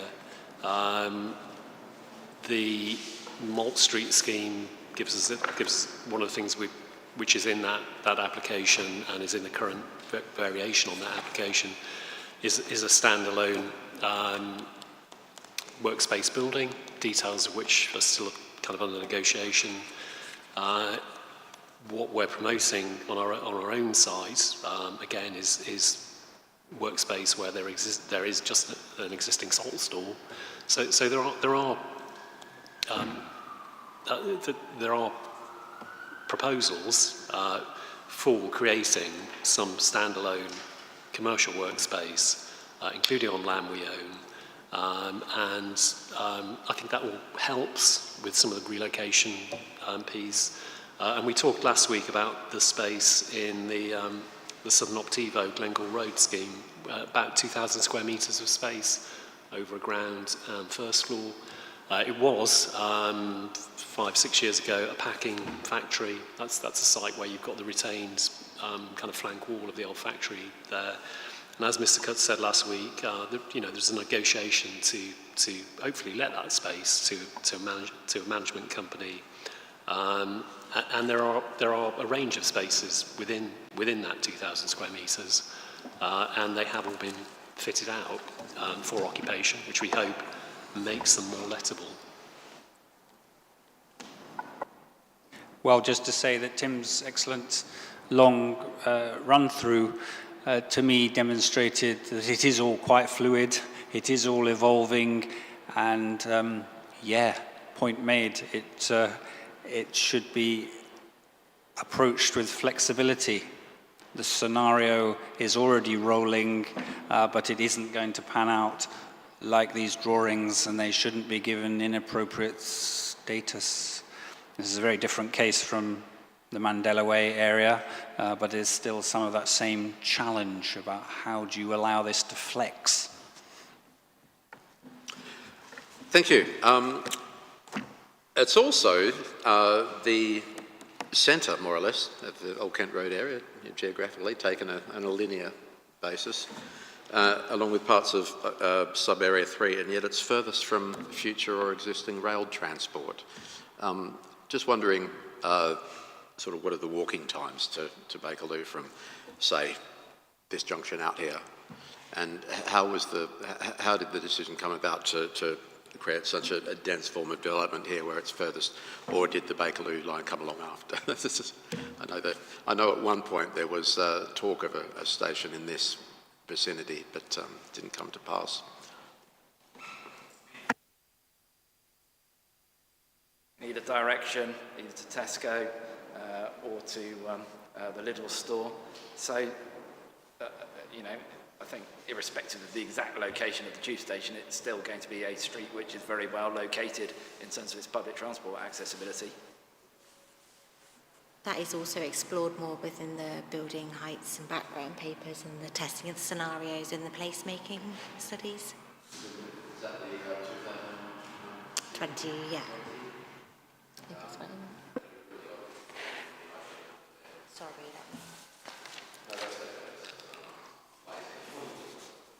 So it's, I think the testing of the scenarios for the tube stations with the central location and how many tube stations would be located along Old Kent Road is in the EIP 4.4.1 OKR placemaking study 2016.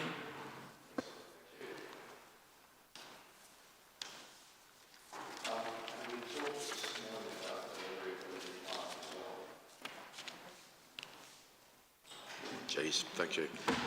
We talked this morning about delivery of the linear park as well. I'm just going back through my notes, and I didn't make a note of any mods that were required there. I don't think there was. Sorry, this morning. Yes, we spoke about delivery of the... No, there were no mods coming out of that. Sorry, I'm a bit hazy on the outcome of my question earlier, as I didn't make sufficient notes. So could I ask that question again, if you please? This was about the proximity to Bakerloo lines? No. Sorry, how will the linear park be delivered? How will the linear park be delivered? So, what we discussed this morning was that there's a requirement through the Section 106 obligation that all of the landowners are required to come together to form a park company, so that it's managed as a single space under one parks maintenance contract, and that there's a single pallet of materials, for example, and furniture, which runs through the space. You've just jogged my memory. Thank you very much. Matching up with Burgess Park. Yeah.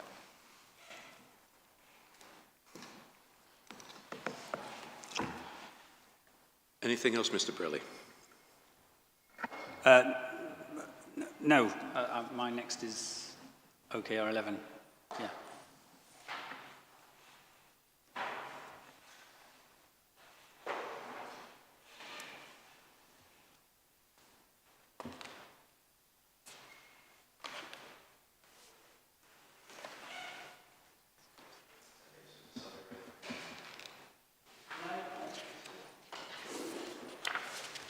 It's the other big chunk in Area 2.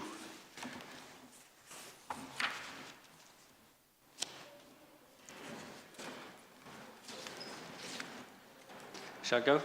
So, yeah, so this is Six Bridges and Selco, etc.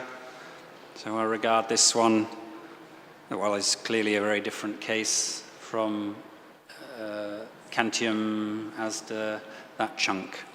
In my view, it's much closer to OKR3, the Mandela Way area.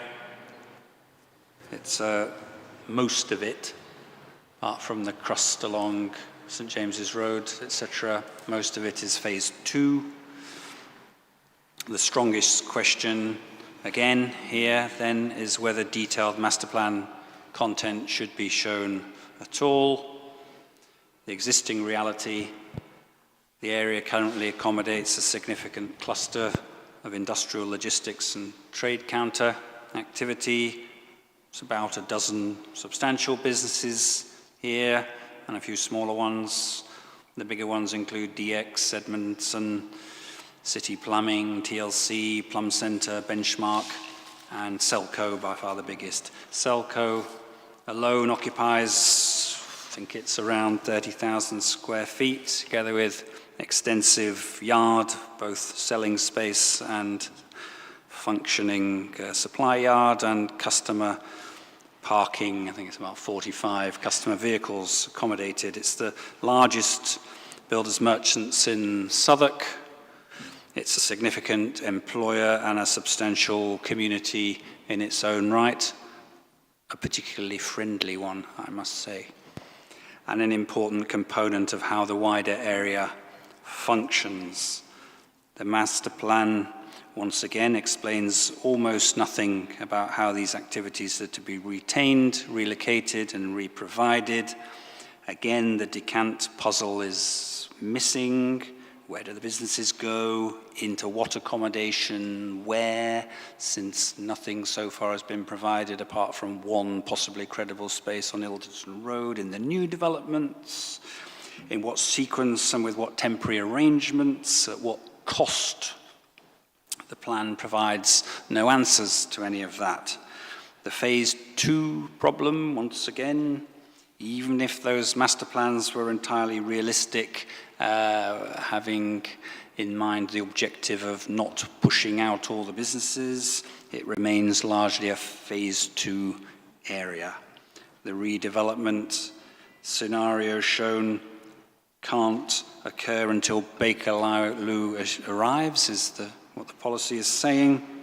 There's little prospect of that occurring during the plan period, and no certainty for sure. That immediately raises the question again: why is detailed master plan content being given policy force? If detailed Phase 2 master plan content is retained, then the plan, at the very least, again, should make explicit that the Phase 2 designations are not intended to discourage investment, maintenance, adaptation, expansion, intensification, even rebuilding if people choose, or, renewal of existing premises and uses pending future review in the light of perhaps one day a confirmation of a construction project contract for Bakerloo. The issue then again is not whether the vision is attractive, it all looks very appealing, sort of, if not quite credible, but never mind. The issue is whether it is sufficiently relevant to the planned period to justify being shown at all. In my view, OKR 11 provides one of the clearest examples of why detailed master plan content should be removed from the principal Phase 2 areas. The broad strategic direction can remain. The Southwark plan site allocations will remain unless and until they change, fine. But the detailed scenario is highly uncertain, unlikely to be delivered in the plan period, unsupported by a credible decant strategy, risks creating uncertainty and blight in the meantime. The issue is not whether it might happen one day, the issue is whether it's sufficiently evidenced and justified and effective to justify being so embedded in policy. Detailed master plan won't go away. You can keep the drawings, it's all relevant, it's all good work, but it shouldn't be embedded in policy.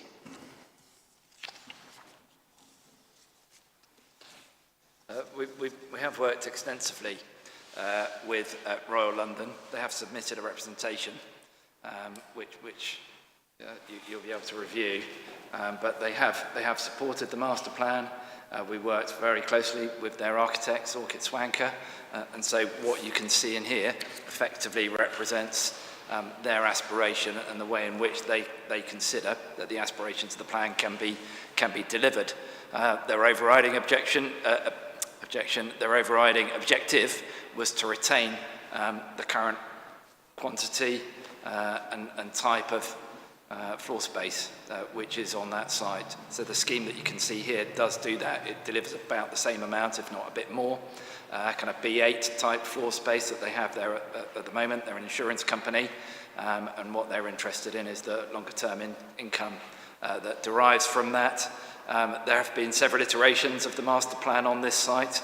I mean, the most recent one you can see in terms of the design coding work is in EIP 4.5.3.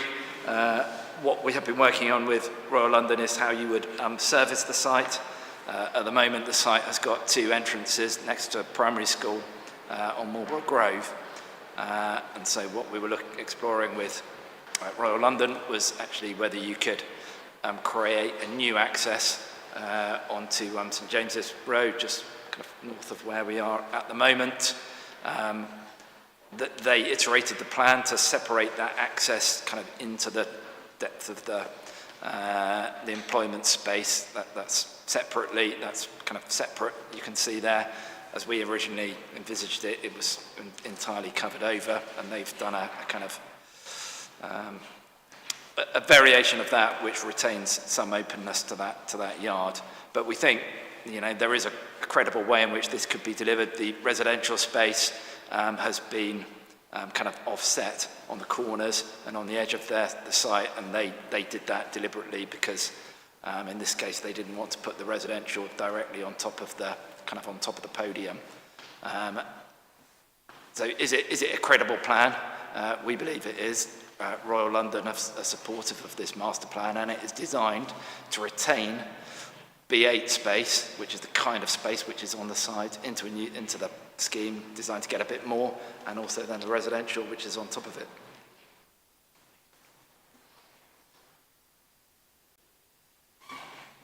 I suppose it's splitting hairs, but I think the trade counter uses are generally seen as sui generis. I mean, it's a little bit distinct, and it does have quite specific requirements. It does require customer parking, particularly for trade counter uses. That's most of what's there now is that.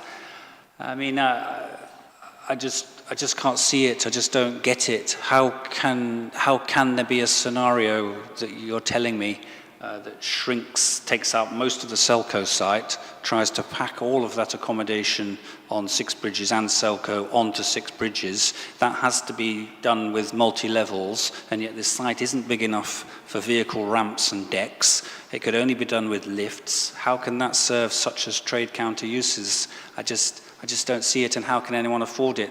They might want to keep their options open, but I can't imagine the occupiers being very keen, disregarding the question of where they go in the meantime and what happens to their customer base, and et cetera, et cetera. I just don't get the scenario. I mean, I'm quite familiar with these things, and it just doesn't look anywhere near realistic.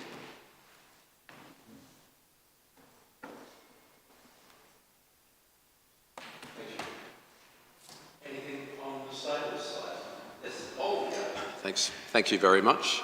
Anything on the stables Sadly side? not, no. Sorry? No, I haven't. Okay. What's the likelihood of the stables coming forward?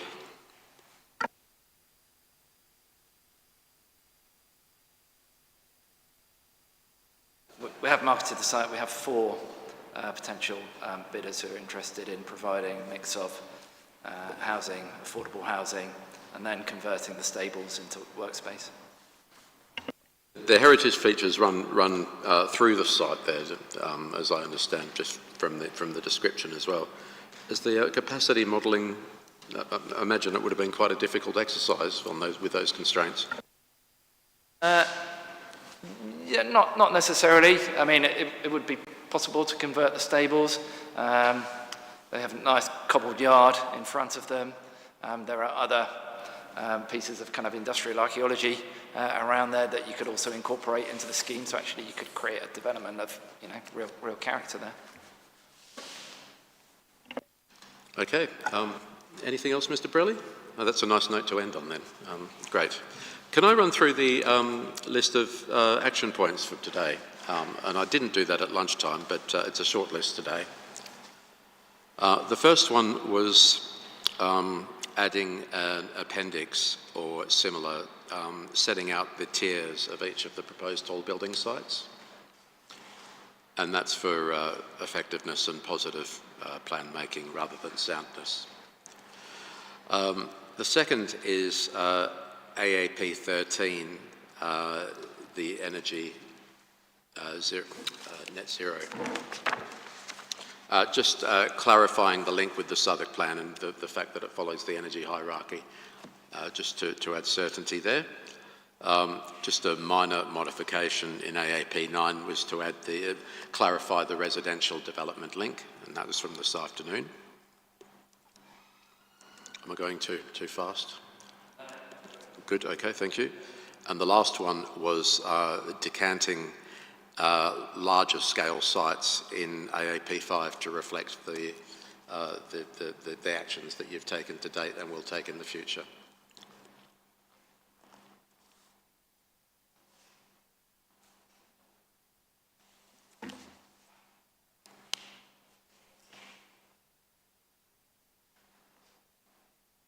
And is it the intention that the new document, which has just started working, be re-uploaded as things are added? I'm happy to keep getting the daily action lists, but, well, there's only one more day to go, isn't there? So, but actually, yeah, it might be useful to have both, just so we've got them broken down. Good. Okay. No, that's okay. Yeah. Good. Okay. Yeah. There's. Yep. Okay. Good. Right. Tomorrow, probably be a bit livelier, I would think. There's quite a few landowners who are coming along. Tesco and others. Not Tesco. Sorry. Safe Store. That's it. I'm not sure I can have a mod for liveliness. Yeah, we've got various Ruby Street as well. That's the other one, I think. So That's it. Yes, Savills. Yep. Okay. Yes, we were just discussing the layout for tomorrow,